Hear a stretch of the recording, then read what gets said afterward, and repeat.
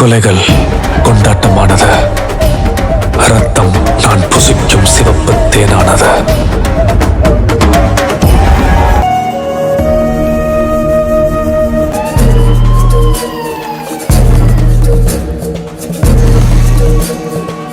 இது கொஞ்சம் விசித்திரமான கேஸ். இந்த 3 பேரிடத்திலையும் இருக்க ஒரே கனெக்ஷன். ஒரே ஆள் ஒரே வெப்பனை வச்சுதான் குத்திருக்கான். ஒரே ஒருத்தனா குடும்பத்தோட கொடுத்துக்கிட்டுருவேன். ஸ்டேஷன்ல அவங்கள வர வச்சு எடுத்த லிப் பிரிண்டோட மேட்ச் ஆயிருக்கு. ஒன்ன தவிர அவனை ரொம்ப லவ் பண்றேன். இந்த லவ் என்னோட ஃபர்ஸ்ட் லவ். நீதான் உன்னோட லாஸ்ட் லவ். அவன் கண்டிப்பா உன்னையும் கொல்ல வருவான்.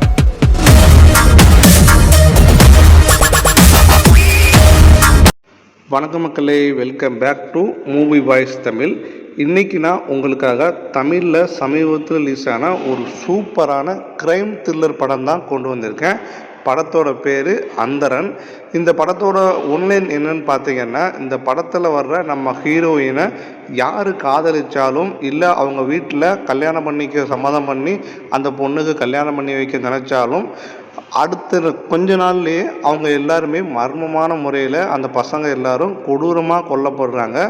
இப்படி ஹீரோயின் கிட்ட நெருங்கக்கூடிய அந்த ஆண்களை யார் தான் கொலை பண்ணுறா, இதுக்கு பின்னாடி இருக்கக்கூடிய அந்த காரணம் என்ன, கடைசியில் ஹீரோயினுக்கு கல்யாணம் ஆயிடுச்சா இல்லையா, அப்படியே ஆனாலும் அந்த ஹீரோயினோட ஹஸ்பண்ட் உயிரோடு தான் இருந்தாரா, இப்படி பல கேள்விகளுக்கு நம்ம கொஞ்சம் கூட எதிர்பார்க்காத லெவலில் பல திருப்பங்களோட கிளைமேக்ஸில் ஒரு பயங்கரமான ட்விஸ்டோடு சொன்ன படம் தான் இந்த அந்தரன்.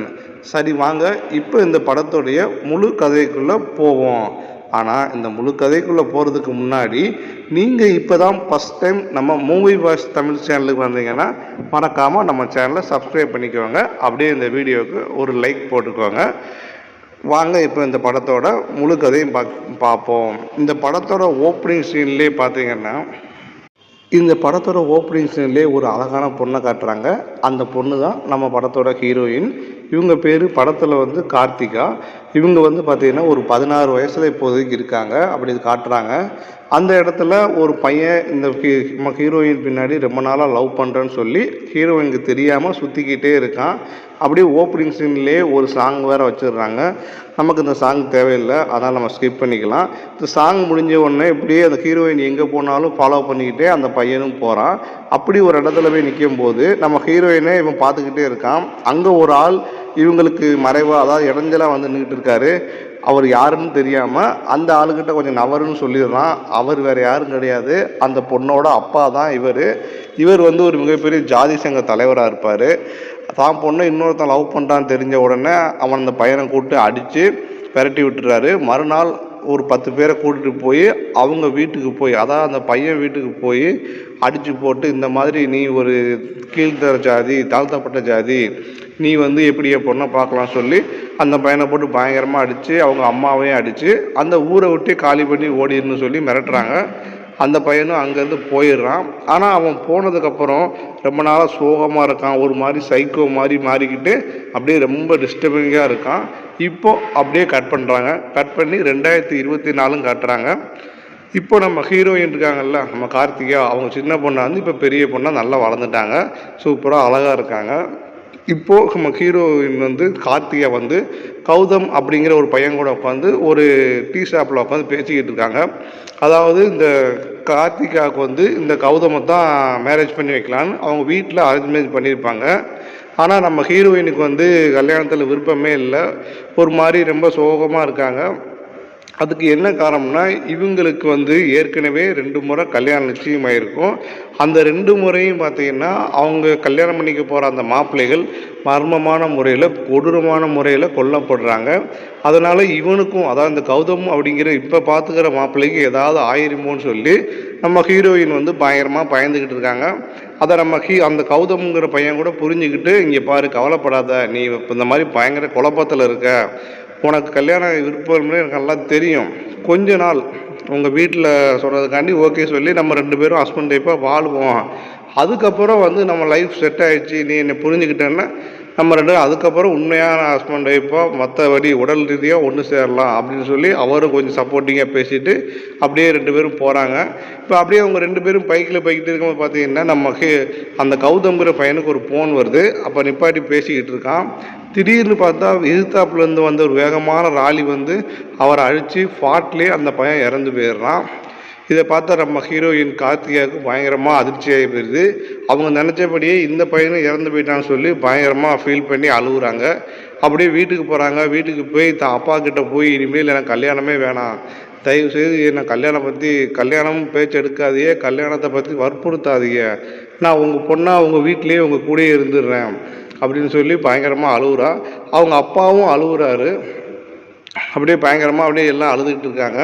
இந்த சீனை பார்க்கும்போது நமக்கே ரொம்ப எமோஷ்னலாக இருக்குது. ஒரு எமோஷ்னலான சீனை வந்து கரெக்டான சுச்சுவேஷனில் வச்சுருக்காங்க.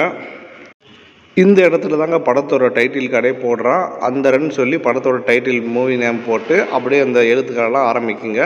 இப்போ அப்படியே போய் இந்த விஷயம் வந்து இவங்க இப்படி மக்கள் இந்த மாதிரி இவனுக்கு நம்ம ஹீரோயினுக்கு பார்க்குற இந்த மாப்பிள்ளைகள்லாம் எப்படி இறந்து போகிறாங்கன்னு சொல்லி, இது வந்து எனக்கு ஏதோ உண்மைன்னு தெரியல, யாரோ திட்டமிட்டபடி கொலை பண்ணுறாங்கன்னு சொல்லி நம்ம ஹீரோயினுடைய அப்பா போய் போலீஸில் கம்ப்ளைண்ட் கொடுத்துருப்பாரு. அவர் வந்து நம்ம ஹீரோ கிட்ட இப்போ தான் நம்ம ஹீரோவே காட்டுறாங்க. நம்ம ஹீரோ செலியன் அப்படின்னு ஒரு கேரக்டர்லாம் பண்ணியிருக்காரு. அவர்கிட்ட இந்த கேஸ் வருது.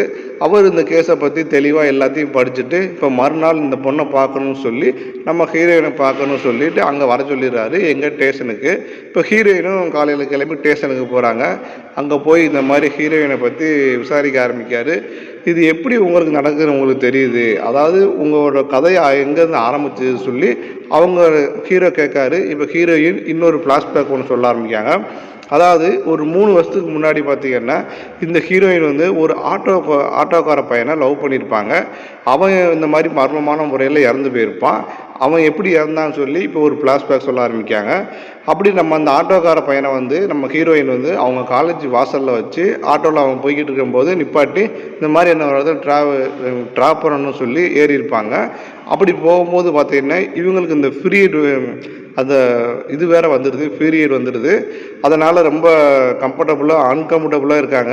இதை பார்த்து நம்ம அந்த ஆட்டோக்கார தம்பி வந்து என்ன பண்ணுறாருன்னா, சரி ஓகே உங்கள் நிலைமை எனக்கு புரியுது, பக்கத்தில் தான் என் தங்கச்சி வீடு இருக்குது, வாங்க உங்களை அங்கே போய் விடுறேன், நீங்கள் அங்கே போய் ஃப்ரெஷ் அப் ஆகிட்டு வாங்க அப்படின்னு சொல்லிட்டு இவரும் ஆட்டோக்கார பையனும் வந்துட்டு அங்கே கூட்டு போகிறான். அங்கே போய் இந்த மாதிரி அவங்க நார்மலாக ஆகி வெளியே வந்துடுறாங்க. இந்த ஆட்டோக்கார பையன் பேர் வந்து ஆதித்யா. இவன் வந்து தான் தங்கச்சின்னு போய் சொல்லிவிட்டு, அதாவது அவன் ஃப்ரெண்டு வீட்டுக்கு தான் கூப்பிட்டு போவான். அவங்க வந்து ஒரு முஸ்லீம் பெண்ணு, அவங்க பேர் வந்து நஸ்ரியா. இந்த நஸ்ரியா பார்த்தீங்கன்னா ஏற்கனவே நம்ம ஹீரோயினுக்கு ஃப்ரெண்டாக தான் இருந்திருக்காங்க.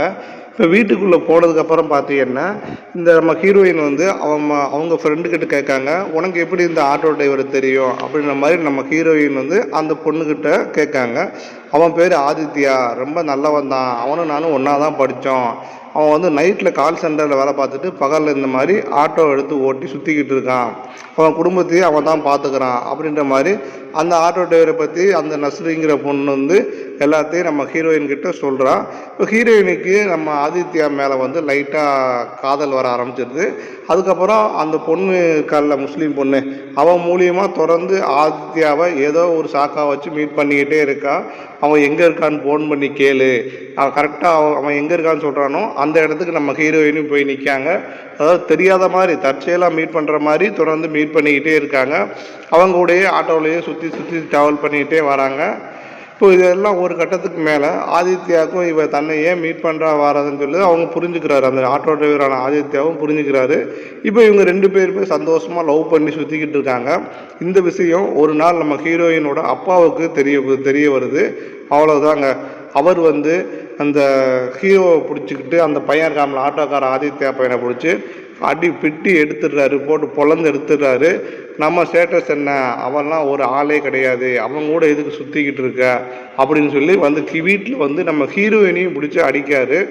அவன் யாருன்னே தெரியாது, ஒரு சாதாரண ஆட்டோக்கார பையன், நம்ம எவ்வளோ பெரிய ஆள், எவ்வளோ பணக்காரன், இனி வந்து ஒரு ஆட்டோக்காரன் பின்னாடி சுற்றுறேன்னு சொன்னால் என் மானம் என்ன போகும், என் அந்தஸ்து எப்படி ஆகும் சொல்லி அவர் பயங்கரமாக கத்திக்கிட்டு இருக்காரு. இப்போ திரும்பவும் இந்த பழையபடி நம்ம ஹீரோயினை போய் திட்டுறாங்க. ஆனால் ஹீரோயின் வந்து என்ன சொல்கிறாருன்னா, ஒரேடியே நீ என்ன சொன்னாலும் சரி, நான் ஆதித்யாவை தான் லவ் பண்ணுவேன், அவன் ரொம்ப நல்ல பையன், இன்றைக்கி வேணால் அவன் ஆட்டோ ஓட்டலாம், அதனால் கண்டிப்பாக அவன் பெரிய ஆளாக வருவான், நான் கல்யாணம் ஒன்று பண்ணால் அவனை தான் பண்ணுவேன் அப்படின்ற மாதிரி நம்ம ஹீரோயினும் பயங்கரமாக பேசிக்கிட்டு இருக்காங்க. தான் அப்பாவை எதிர்த்து பேசி பயங்கரமாக திட்ட வேற ஆரம்பிக்காங்க. இப்போ 2 பேருக்குமே அந்த இடத்துல ஆல்மோஸ்ட் ஒரு வாக்குவாதம், ஒரு கைகலப்பு மாதிரி நடந்துக்கிட்டு இருக்கு. நம்ம ஹீரோயினுக்கு வந்து அம்மாங்கிற கேரக்டரில் வந்து நம்ம நிறைய படத்தில் வந்து வில்லி கேரக்டர் பண்ணியிருப்பாங்க. அவங்க பேர் எனக்கு சரியாக தெரியல, ஆனால் அவங்க குரல் மட்டும் என்னால் மறக்கவே முடியாதுங்க. நிறைய படத்தில் பண்ணியிருக்காங்க. உங்களுக்கு புரியும்படி சொல்லணும்னா தெக்குத்தி பொண்ணுன்னு ஒரு நாடகம் வந்திருக்கும். பாரதி ராஜா படத்தில் மேக்ஸிமம் எல்லா படத்துலையும் இவங்க நடிச்சிருப்பாங்க. முன்னாடி நடித்த பாரதி ராஜா படம் கிடையாதுங்க. இப்போது சமீபத்தில் 2010க்கு மேலே அவர் எடுத்த படம் எல்லா இதுலையுமே இருப்பாங்க. கண்டிப்பாக ஏதாவது ஒரு கேரக்டரில் அவங்க இருப்பாங்க. நாடகத்திலும் இருந்திருப்பாங்க. அப்படி ஒரு கேரக்டர். எந்த படம் சொல்லணும்னா புலிக்குத்தி பாண்டின்னு சொல்லி ஒரு படம் வந்திருக்கும். அந்த படத்தில் வந்து பார்த்திங்கன்னா நம்ம வில்லன் வந்து ஒரு பொண்ணுக்கிட்ட ஒரு வீட்டில் வச்சு அப்பாவும் மகனும் ஒரே மாதிரி தப்பு பண்ணுற மாதிரி ஒரு கேரக்டர் நடிச்சிருப்பாங்க. அந்த கேரக்டர் நடிச்சிருக்கோம் இவங்க அம்மா. இவங்க நல்ல ஒரு வித்தியாசமான ஒரு கேரக்டராக இருப்பாங்க. ஆனால் இந்த படத்தில் இவங்களுக்கு அவ்வளோவா பெருசாக சீன்லாம் கிடையாது. இது ஏன் சொல்கிறேன்னா, ஒரு அறிமுகப்படுத்தும் போது எல்லாரையும் அறிமுகப்படுத்தணும், அதுக்காக நான் சொல்லிக்கிட்டு இருக்கேன். இப்போ சரி, இப்போ கொஞ்ச நாள் கழித்து கல்யாணம் பண்ணால் நான் அவனை தான் கல்யாணம் பண்ணுவேன் நம்ம ஹீரோயின் வந்து ரொம்ப பிடிவாதமாக இருக்காங்க. அதுக்கப்புறம் இந்த நம்ம ஹீரோயின் கார்த்திகா வந்து இந்த விஷயத்தை வந்து நம்ம ஆட்டோ டிரைவர் ஆதித்யா கிட்ட வந்து சொல்கிறாங்க. சரி ஓகே, எனக்கு எந்த பிரச்சனையும் கிடையாது, உங்கள் அப்பா கிட்ட நான் வந்து பேசுகிறேன் அப்படின்னு சொல்லி அந்த ஆதித்யாவும் நம்ம ஹீரோயினை சமாதானப்படுத்தி அனுப்புகிறான். இப்படியே இவங்க வந்து மீட் பண்ணிட்டு போன அந்த அன்னைக்கு நைட்டு பார்த்தீங்கன்னா ஹீரோயின் கிட்டேருந்து ஒரு மெசேஜ் வருது. அது என்னன்னு பார்த்தீங்கன்னா, இந்த மாதிரி நான் உன்னை பிரேக்கப் பண்ணுறேன் அப்படின்னு சொல்லி ஒரே ஒரு ஒன்லைன் மெசேஜ் மட்டும் வந்திருக்கும்.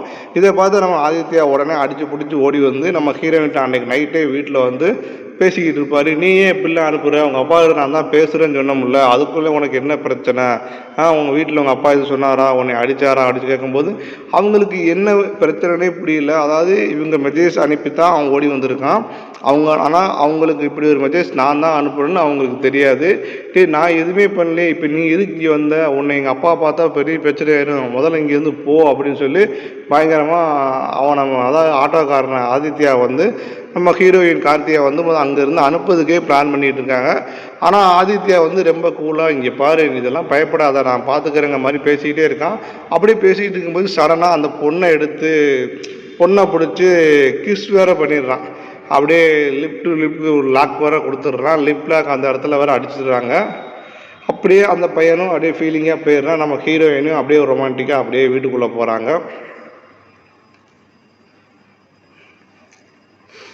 ஆனால் நம்ம ஹீரோயினுக்கு தெரியல இதுதான் நான் அவனை வந்து கடைசியாக பார்க்க போகிறேன் அப்படின்னு சொல்லிட்டு.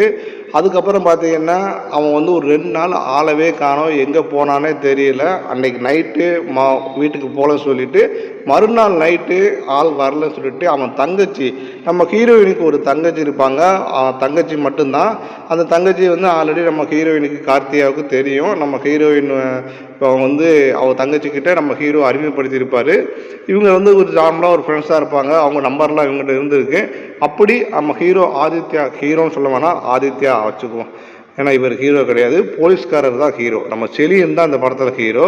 அதனால் இந்த ஆதித்யா வந்து ஜஸ்ட் ஒரு கேரக்டர், அவ்வளோதான். இந்த ஆதித்யாவோட தங்கச்சிக்கிட்ட இருந்து ஒரு நாள் ஹீரோயினுக்கு ஃபோன் வருது. இந்த மாதிரி 2 நாளாக எங்கள் அண்ணன் வீட்டுக்கே வரல, எங்கே போனான்னு தெரில, உங்களுக்கு ஏதாவது தெரியுமா அப்படின்னு சொல்லி நம்ம ஹீரோயின் கார்த்திகா கிட்ட கேட்காங்க. அவங்க பயங்கரமாக சாக்காகிறாங்க. என்னாச்சு அப்படின்னு சொல்லி அவங்களும் யோசிச்சுக்கிட்டு அவங்க ஃப்ரெண்டு அந்த நஸ்ரியாங்கிற அந்த முஸ்லீம் பொண்ணுக்கிட்ட இந்த மாதிரி ஃபோன் பண்ணி அவன் எங்கே இருக்கான் அப்படின்னு சொல்லி அவங்க கேட்காங்க. எனக்கு தெரியாதும்மா, அவனை நீ தானே லவ் பண்ண, உன் கூட தான் அவன் சுற்றிக்கிட்டு இருக்கான், கடைசியாக நீங்கள் 2 பேரும் அன்றைக்கி வீட்டில் வச்சு லவ் பண்ணுறேன்னு சொல்லிக்கிட்டது தான் எனக்கு தெரியும், அதுக்கப்புறம் நான் அவனை பார்க்கவே இல்லை அப்படின்னு சொல்லி அவங்களும் இது பண்ணுறாங்க. அப்படி பார்க்கும்போது இவங்களுக்கு ஒரு ஃபோன் வருது. யாருக்கு? இந்த முஸ்லீம் பொண்ணு நஸ்ரியாங்களுக்கு வந்து ஒரு ஃபோன் வருது. இந்த மாதிரி இந்த பீச் ஓரத்தில் வந்து ஒரு பையன் வந்து ஆக்சிடெண்ட் ஆகி கிடக்கான், ரொம்ப கொடூரமான முறையில் கொல்லப்பட்டு இருக்கான் அப்படின்னு சொல்லி ஃபோன் வருது. இது வந்து பார்த்திங்கன்னா நம்ம ஹீரோயினுக்கும் தெரியுது. இப்போ ஹீரோயின் அங்கே போய் பார்க்காங்க. பார்த்தா அவன் தான் இறந்து கிடக்கான். நம்ம ஆதித்யா தாங்க பயங்கரமான முறையில் கொடூரமான முறையில் கொல்லப்பட்டிருக்கான். முகத்தில் மட்டும் கிட்டத்தட்ட 24 முறை கத்தியால் குத்தி கொண்டிருக்காங்க, கழுத்துலையும் குத்தி கொண்டிருக்காங்க. இந்த விஷயமெல்லாம் தெரிஞ்ச நம்ம ஹீரோயின் பயங்கரமாக அழுது புலம்பி ரொம்ப மனசு உடஞ்சி போயிடுறாங்க.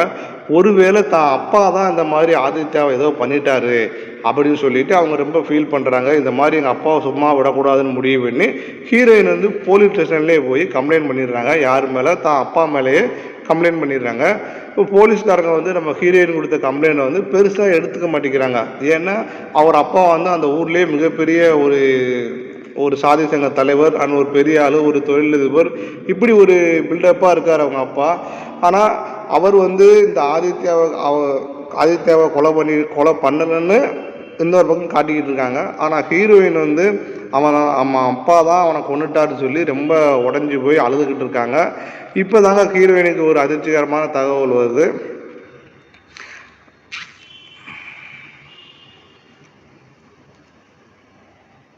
அதாவது நம்ம ஹீரோயினோட அப்பா இருக்காங்கல்ல, அவர் தான் இந்த மாதிரி ஒரு ரவுடி ஆளை ஏற்பாடு பண்ணி போய் மிரட்ட சொல்லி இந்த மாதிரி ஒரு ஆள்கிட்ட காசெல்லாம் கொடுத்து அனுப்பியிருப்பார்.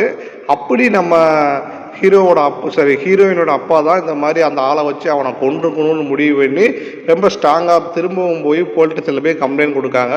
அப்படி கம்ப்ளைண்ட் கொடுக்கும்போது பார்த்தீங்கன்னா இப்போ அந்த போலீஸ்காரங்க வந்து கேஸை எடுத்துக்கிட்டே ஆகணும். ஏன்னா நீங்கள் இப்போ எடுக்கிறேன்னு நான் கண்டிப்பாக நான் கலெக்டர்கிட்ட போயிடுவேன், நான் அங்கே போய் முறையிட போகிறேன்னு சொல்லி நம்ம ஹீரோயின் ஸ்ட்ராங்காக சொல்லிடுறாங்க. அதனால் வேறு வழி இல்லாமல் இந்த போலீஸ்காரங்களும் இந்த கேஸில் நம்ம ஹீரோயினோட அப்பாவை கூப்பிட்டு விசாரிக்கிறாங்க. அவர் அப்போ தாங்க சில விஷயங்களை சொல்ல ஆரம்பிக்காரு. அதாவது என் பொண்ணு என் மேலே சந்தேகப்படுறது தப்பே கிடையாது, ஏன்னா நான் உண்மையிலே வந்து பார்த்தீங்கன்னா நான் வந்து ஆதித்யாவை இப்படி பண்ணியிருப்பேன்னு அவன் நினைக்கிறா. ஆனால் நான் வந்து அப்படி பண்ணலை, நான் உண்மையிலே ஆதித்யாவை எதுவுமே பண்ணலை. ஏன்னா நான் 2 நாள் முன்னாடி தான் அந்த பையன் என்னோடய ஆஃபீஸுக்கு என்னை பார்க்குறதுக்கு வந்தான். என்னதான் அந்த பையன் ஒரு ரொம்ப ஏழ்மையான குடும்பத்தில் இருந்தாலும் எங்களை விட ஜாதி சமூகம் எல்லாத்துலேயுமே அவன் வந்து கம்மியாக இருந்தாலுமேவும், ஆனால் அவன் வந்து நல்லா படிச்சுக்கிட்டு ஒரு பார்ட்-டைம் வேலை பார்த்துக்கிட்டு தான் குடும்பத்தையே அவன் கஷ்டப்பட்டு சுமந்துக்கிட்டு இருக்கான். அப்படிப்பட்ட பையன் கண்டிப்பாக முன்னேறுவான்னு எனக்கு வந்து தெரிஞ்சிச்சு. அவங்ககிட்ட அந்த ஒரு தெளிவு இருந்துச்சு. அதனால் நானும் இந்த கல்யாணத்துக்கு ஓகே தான் சொன்னேன். அதுக்கப்புறம் அவங்க எந்த அளவுக்கு ஸ்ட்ராங்காக இருக்காங்கன்னு ஒரு டெஸ்ட் பண்ணுறதுக்காண்டி என்னுடைய ஆளை வந்து மணி அப்படின்னு ஒரு கேரக்டரை வந்து அனுப்பி சும்மா ஒரு மிரட்டி பார்த்தேன், அவ்வளோதான். அப்போ இந்த மாதிரி மிரட்டினா அந்த மிரட்டலுக்கு பயந்து அவன் என் பொண்ணை விட்டுட்டு ஓடிடுவானா அப்படின்னு சொல்லி நான் டெஸ்ட் பண்ணதுக்காக தான் பண்ணேன். அவன் வந்து என் பொண்ணை விடுற மாதிரி தெரில. அப்போவே நான் முடிவு பண்ணிட்டேன், இவங்க 2 பேரும் கண்டிப்பாக கல்யாணம் பண்ணி வைக்கணும்னு சொல்லிட்டு. இவங்க கல்யாணம் பண்ணி வச்சிடலாம் சொல்லி நான் முடிவு பண்ணிகிட்டு இருக்கேன். இந்த மாதிரி நான் என் பொண்ணுக்கிட்ட சொல்லலை, மற்றபடி நான் தனியாக பிளான் பண்ணிட்டு தான் இருந்தேன். ஆனால் இதுக்குள்ளே இப்படி ஒரு சம்பவம் நடந்துச்சு. எனக்கும் இந்த கொலைக்கும் எந்த சம்மந்தமும் இல்லை. வேணா என்னோட ஆஃபீஸோட சிசிடிவி கேமரா வந்து செக் பண்ணி பாருங்கள் அப்படின்னு நம்ம ஹீரோயினோட அப்பாலாம் சொல்கிறாங்க. இப்போ போலீஸ்காரங்களுக்கு அவர் சொன்னதெல்லாம் கரெக்டுன்னு சொல்லி யோசித்து அதை வந்து செக் பண்ணுறாங்க. அதே மாதிரி அவங்க அந்த ஆஃபீஸ்க்கு அந்த பையன் வந்தானா, ஆதித்யாங்கிற பையன் வந்தானான்னு சொல்லி அங்கே போய் செக் பண்ணுறாங்க. அதே மாதிரி வந்திருக்கான், பேசியிருக்கான். அப்புறம் அந்த மணிங்கிற கேரக்டரை பிடிச்சி போய்லாம் விசாரிக்காங்க. எல்லாமே தெரியுதுங்க. இவர் சொன்னதெல்லாம் உண்மைதான் சொல்லி அவருக்கு போலீஸ்காரங்கெல்லாம் தெரிய வந்துருச்சு. அப்போது இந்த கொலையை யார் தான் பண்ணியிருப்பான்? ஒருவேளை ஹீரோயினோட அப்பா வந்து அவரோட சாதியை காப்பாற்றுங்கிற பேரில் இதுக்கு முன்னாடி வந்து பல பேரை வந்து லவ் பண்ணி கல்யாணம் பண்ணிக்க போகிற பல காதலர்களை வந்து பிரித்து வச்சுருக்காரு. அதிலிருந்து எவனாச்சும் ஒருத்தன் ரீவெஞ்ச் எடுக்கிறதுக்காண்டி இந்த வேலையை பண்ணியிருப்பானா அப்படின்ற மாதிரி ஒரு சின்ன கோணத்தில் விசாரிக்க ஆரம்பிக்காங்க. அப்படி பார்த்தீங்கன்னா யாருமே சிக்கலை. ஆனால் ஒரு 10 வருஷத்துக்கு முன்னாடி இதே மாதிரி ஒரு பையன் ஹீரோயினை சுற்றிக்கிட்டு இருந்தான்னு சொல்லிட்டு அந்த பையன் வீட்டுக்கே போயிட்டு அந்த பையனை போட்டு அடி பொழந்தெடுத்து அந்த குடும்பத்தையே நம்ம ஹீரோயின் கார்த்தியோட அப்பா வந்து ஊரை விட்டு விரட்டி அடித்தார்ல, ஒருவேளை அந்த பையன் ஏதாவது இந்த வேலையை பண்ணியிருப்பானோ அப்படின்னு சொல்லி அந்த பையனை தேடுறாங்க. ஆனால் இந்த போலீஸ்காரனால அவன் எங்கே இருக்கான், என்ன பண்ணுறான்னு எதுவுமே தொடர்பு கொள்ள முடியல. இப்போ வந்து என்ன பண்ண தெரியாமல் பல ஆங்கிளில் பல கோணத்தில் வந்து எல்லாரும் போலீஸ் விசாரிச்சுட்டு இருக்காங்க. ஆனால் இந்த ஆதித்யோட கொலைக்கு பின்னாடி நம்ம ஹீரோயினோட அப்பா இல்லைன்னு ஹீரோயினால் இன்னும் நம்ப முடியல. ஹீரோ இப்போ இறந்து 1 நாள் ஆகி போச்சு. நம்ம ஆதித்யா இறந்து போயிட்டாங்க. இப்போ ஆதித்யாவோட வீட்டுக்கு நம்ம ஹீரோயின் கார்த்தியா போகிறாங்க. அங்கே போனால் அவங்க தங்கச்சிக்கிட்ட வந்து நம்ம ஹீரோயின் பேசும்போது தான் சில விஷயங்கள் தெரிய வருது. அது என்னென்னா நம்ம ஆதித்யா வந்து அவனோட தங்கச்சிக்கிட்ட இந்த மாதிரி அவங்க அப்பா கல்யாணத்துக்கு ஓகே சொல்லிட்டாரு அப்படிங்கிறது சொல்லி அவங்க முதல்ல அவங்க வீட்டில் இருக்கிற அம்மாக்கிட்டையும் தங்கச்சிக்கிட்ட தான் வந்து சொல்லியிருக்கான். அன்னைக்கு அந்த ஹீரோயினோட அப்பாவை போய் அங்கே அவங்க ஆஃபீஸில் பார்த்துட்டு வந்திருக்காமல்ல. அப்போ அவர் கல்யாணத்துக்கு ஓகே சொன்னதை வந்து வீட்டுக்கு வந்து தங்கச்சிக்கிட்டே இந்த அம்மாக்கிட்டே ஏற்கனவே நமக்கு ஆதித்யா ஆட்டோ டிரைவர் ஆதித்யா வந்து சொல்லியிருக்கான் போல். இதை வந்து ஹீரோயினுக்கு சர்ப்ரைஸாக சொல்லலாம், நான் வந்து ஒரு இந்த மாதிரி உங்கள் அப்பா கல்யாணத்துக்கு ஒத்துட்டாருன்னு கொஞ்சம் சர்ப்ரைஸாக சொல்லலாம்னு சொல்லி நான் வெயிட் பண்ணிக்கிட்டு இருந்தான். ஆனால் அதுக்குள்ளே அவன் இப்படி போய் சேர்ந்துட்டான்னு சொல்லி நம்ம ஆதித்யாவோட தங்கச்சி வந்து நம்ம ஹீரோயின் கார்த்திகா கிட்ட இதெல்லாம் சொல்லிக்கிட்டு இருக்காங்க. இப்போ ஹீரோயினுக்கு ஒரு விஷயம் புரிய வருது. அப்போ கண்டிப்பாக நம்ம அப்பா வந்து ஆதித்யாவை கொல்லலை, அவர் கொண்டிருக்க மாட்டார், ஆனால் இதுக்கு பின்னாடி வேற யாரோ இருக்காங்க அப்படின்ற மாதிரி இந்த ஆதித்யாவோட தங்கச்சியே நம்ம ஹீரோயின் கிட்ட இதெல்லாம் சொல்கிறாங்க. அதுக்கப்புறம் தான் நம்ம ஹீரோயினுக்கு அவங்க அப்பா மேலே இருக்கிற அந்த கோபம் கொஞ்சம் கொஞ்சமாக குறையுது. அதுக்கப்புறம் நம்ம ஹீரோயின் வந்து அவங்க அப்பா கிட்ட போய் இந்த மாதிரி ஆதித்யாவோட தங்கச்சிக்கு வந்து ஏதாவது பண்ணணும், அவங்க குடும்பத்துக்கும் ஏதாவது பண்ணணும், அவன் வந்து அவன் குடும்பத்தை ரொம்ப நம்பியிருந்தான், தயவு செய்து எனக்காக இந்த மாதிரி ஏதாவது பண்ணுங்க, அவன் தங்கச்சிக்கும் அவங்க அம்மாவுக்கும் அவங்க குடும்பத்துக்கும் அவன் இருந்த ஆதித்யா இருந்து என்னெல்லாம் பண்ணுவானோ அதை எல்லாத்தையும் நீங்கள் பண்ணணும்ப்பா, எனக்காக நீங்கள் பண்ணி வைங்கப்பா அப்படின்னு சொல்லி இவங்க கேட்குறாங்க. அவங்களும் பார்த்தீங்கன்னா நம்ம ஹீரோயினோட அப்பாவும் அந்த பொண்ணை நல்லா படிக்க வச்சு அந்த பொண்ணை ஒரு நல்ல இடத்துல கல்யாணம் பண்ணி கொடுக்குறாரு. இப்படியே போயிடுச்சு. ஆல்மோஸ்ட் ஒரு 5 வருஷம் 4 வருஷம் போயிடுச்சுங்க. இப்படியே போகுது. இப்போ ஆதித்யா போனதுக்கப்புறம் அவன் வீட்டுக்கு என்னெல்லாம் செய்ய வேண்டியது எல்லாமோ அவங்க அப்பா நம்ம ஹீரோயின் அப்பா வந்து அப்படியே எல்லாமே பண்ணிட்டாங்க. இப்படியே பார்த்தீங்கன்னா ஒரு 4 வருஷம் போயிட்டு இப்போ கல்யாணம் முடிஞ்சு காரில் போய்கிட்டு இருக்காங்க. அந்த பொண்ணு வேறு காரில் போகுது. இப்போ நம்ம ஹீரோயினோடும் அவங்க அப்பாவும் 2 பேரும் வீட்டுக்கு காரில் போய்கிட்டு இருக்கும்போது நம்ம ஹீரோயினோட அப்பா வந்து கேட்காங்க, இங்கே பாருமா, நீ கேட்ட மாதிரி நான் எல்லாமே பண்ணிட்டேன். அந்த பொண்ணு வந்து பார்த்திங்கன்னா அந்த ஆதித்யாவோட தங்கச்சி வந்து உன்னை விட ரொம்ப சின்ன பொண்ணுமா, ஆனால் அவளே கல்யாணம் பண்ணிட்டு போயிட்டா, ஆனால் நீ இன்னமும் அந்த இறந்து போன பையனை பற்றி நினச்சிக்கிட்டு இருக்க, எனக்கும் உனக்கு கல்யாணம் பண்ணி பார்க்கணுன்னு ஆசை இருக்காதா, தயவு செய்து அந்த பையனை மறந்துட்டு எனக்காக ஒரு நல்ல பையனை பார்த்து கல்யாணம் பண்ணிக்கோ. நம்ம சொந்தத்திலே சுரேஷ்னு சொல்லி ஒரு பையன் இருக்கான், அவன் வந்து உன் அத்தை பையன்தான், அந்த பையன் வந்து நல்ல பையன் தான், நான் ஆல்ரெடி விசாரிச்சிட்டேம்மா, ரொம்ப நல்ல பையன், ஒரு முறை நீ அவனை போய் நேரில் போய் மீட் பண்ணி பேசுங்க, அதுக்கப்புறம் நாங்கள் மற்றதெல்லாம் நாங்கள் பார்த்து முடிவு பண்ணிக்கிறோம் அப்படின்ற மாதிரி நம்ம ஹீரோயினோட அப்பாலாம் சொல்கிறாரு. ஹீரோயினுக்கு வேறு வழி கிடையாது. ஏன்னா 5 வருஷம் ஆல்மோஸ்ட் ஒரு 4 வருஷம் ஆச்சு. இத்தனை நாள் ஹீரோயின் சொன்ன பேச்சுக்காக நம்ம ஆதித்யாவோட குடும்பத்துக்கு எல்லாமே அவர் பண்ணியிருக்காரு. ஆல்மோஸ்ட் நான் அப்பா வந்து ரொம்ப நல்லவர்னு ப்ரூவ் பண்ணிட்டாரு. அதுக்காண்டி அப்பாவோட ஒரு சந்தோஷத்துக்காண்டி நம்ம ஹீரோயினும் ஓகே சொல்கிறாங்க. தனக்காக இல்லைனாலும் தான் பெற்றவங்களுக்காக கல்யாணம் பண்ணிக்கலாம் சொல்லிட்டு இவங்களும் அந்த சொந்தக்கார பையனான அந்த சுரேஷ் அப்படிங்கிற பையனை போய் நம்ம ஹீரோயின் கார்த்தியா போய் மீட் பண்ணுறாங்க. இந்த சுரேஷ்ன்ற பையன் வந்து ஆல்ரெடி ஒரு பொண்ணை லவ் பண்ணி பிரேக்கப் ஆகி இப்போ தான் அதுலேருந்து வெளியே வந்திருக்கான். இந்த நேரத்தில் வந்து அப்பா அம்மாக்காகத்தான் அவன் அந்த பையனும் வந்து இவளை கல்யாணம் பண்ணிக்கலாம் சொல்லி முடிவு பண்ணி அவனும் எடுத்திருப்பான் போல். அதே மாதிரி இந்த பக்கம் பார்த்தீங்கன்னா நம்ம ஹீரோயின் கார்த்தியாவும் ஆல்மோஸ்ட் நம்ம ஆதித்யா வந்து லவ் பண்ணி அவன் இறந்து போய் ஒரு 4 வருஷம் லவ் பிரேக்கப்பில் இருந்துட்டு தான் இப்போ அதுலேருந்து வெளியே வந்து கல்யாணம் பண்ணிக்கலாம் சொல்லி நம்ம ஹீரோயினும் முடிவு பண்ணியிருப்பாங்க. இவங்க 2 பேரும் இப்போ முடிவு பண்ணி இப்போ ஒரு நாள் மீட் பண்ணதுக்காண்டி நம்ம ஹீரோயின் வந்து அவங்க சுரேஷ் அவனுடைய அப்பார்ட்மெண்ட்டுக்கு போகிறாங்க. இந்த மாதிரி ஹீரோயினை கால் பண்ணி நான் இந்த மாதிரி அங்கே வாரேன் அப்படின்னு சொல்லி அவங்க பேசுகிறாங்க. இப்போ அதே மாதிரி நம்ம ஹீரோயினும் சுரேஷோட அப்பார்ட்மெண்ட்டுக்கு போகிறான். அங்கே போய் பார்த்தேன்னு வச்சுக்கோமே, ஹீரோயின் அவனோட அப்பார்ட்மெண்ட்டில் அவனை பார்க்கறதுக்கு அங்கே போயிருக்காங்க. போன இடத்துல அவன் நம்ம ஹீரோயினை வந்து நார்மலாக பேசிகிட்டு இருக்கும்போது திடீர்னு ஹீரோயினை வந்து ரொம்ப கட்டி பிடிச்சிடுறான். அது நம்ம ஹீரோயினுக்கு சுத்தமாக பிடிக்கல, ஒரு மாதிரி அன்கம்ஃபர்டபுளாக ஃபீல் ஆகுறாங்க. எனக்கு வந்து கொஞ்சம் புரிஞ்சுக்கோ, நான் வந்து எங்கள் அம்மா அப்பா சொன்னாங்க தான் ஒத்துக்கிட்டேன், நீ எடுத்த உடனே இவ்வளோ தூரம் ரொம்ப க்ளோஸாக நினைக்காத, அது நமக்குள்ளே செட் ஆகாது, அதனால் கொஞ்ச நாள் போகட்டும், நம்ம பேசி பார்க்கலாம், அதுக்கப்புறம் நம்ம மற்றபடி நம்ம இது பண்ணலாம் சொல்லிட்டு ஹீரோயின் அங்கேருந்து நான் கிளம்புறேன் அப்படின்னு சொல்லிட்டு நம்ம ஹீரோயின் அந்த அப்பார்ட்மெண்ட்டை விட்டு வெளியே வராங்க. அப்படி அவங்க வெளியே வந்த கொஞ்ச நேரத்துலேயே பார்த்தீங்கன்னா திடீர்னு மாடியிலிருந்து அந்த பையன் சுரேஷுங்கிற பையன் வந்து அப்படியே அந்த இடத்துல கீழே விழுந்து ஸ்பாட்லேயே செத்து போயிடுறான். யாராவது அவனை மாடியிலேருந்து பிடிச்சி தள்ளி விட்டாங்களா, இல்லை இது வந்து அவன் தற்கொலை பண்ணிட்டானா அப்படின்ற மாதிரி இந்த போலீஸ்காரங்க எல்லாம் கேஸை விசாரிக்காங்க. அப்படி விசாரிக்கும் போது பார்த்தீங்கன்னா இந்த வீட்டில் இந்த அப்பார்ட்மெண்ட்டோட சுரேஷ் இருந்தாமல்ல, அந்த அப்பார்ட்மெண்ட் மாடியிலேருந்து அவன் விழும்போது அந்த இடத்துல அந்த அப்பார்ட்மெண்ட்டை சேர்ந்த சில பேர் சின்ன சின்ன பையங்க எல்லாம் ஃபுல்லாக கஞ்சா போதையில் அங்கே தான் சுற்றிக்கிட்டு இருந்திருக்கானுங்க. அந்த பசங்களெல்லாம் பிடிச்சி விசாரிக்கும் போது அந்த பசங்களுக்கு எதுவுமே ஞாபகமே இல்லை. ஏன்னா எல்லோரும் ஃபுல்லாக கஞ்சா அடிச்சுட்டு தண்ணி அடிச்சுட்டு ஃபுல் போதையில் அவங்க சுயநினைவே இல்லாமல் இருந்திருக்கானுங்க. இதுக்கப்புறம் பார்த்தீங்கன்னா நம்ம சுரேஷோட ஃபோனை எல்லாம் செக் பண்ணி பார்த்துருக்காங்க. அப்படி செக் பண்ணி பார்க்கும்போது தான் அவனுக்கு ஒரு விஷயம் தெரிய வருது. போலீஸ்காரங்களுக்கு சில விஷயங்கள் தெரிய வருது. அதாவது இவனுக்கு வந்து வாழவே விருப்பம் கிடையாது அப்படின்னு சொல்லி தான் எக்ஸ் இருக்காங்கல்ல, இந்த மாதிரி லவ்வரை விட்டு பிரிஞ்சு போயிட்டாங்க சொல்லி அதுலேருந்து வெளியே வராமலே ரொம்ப நாளாக தவிச்சுக்கிட்டே இருந்திருக்கான்.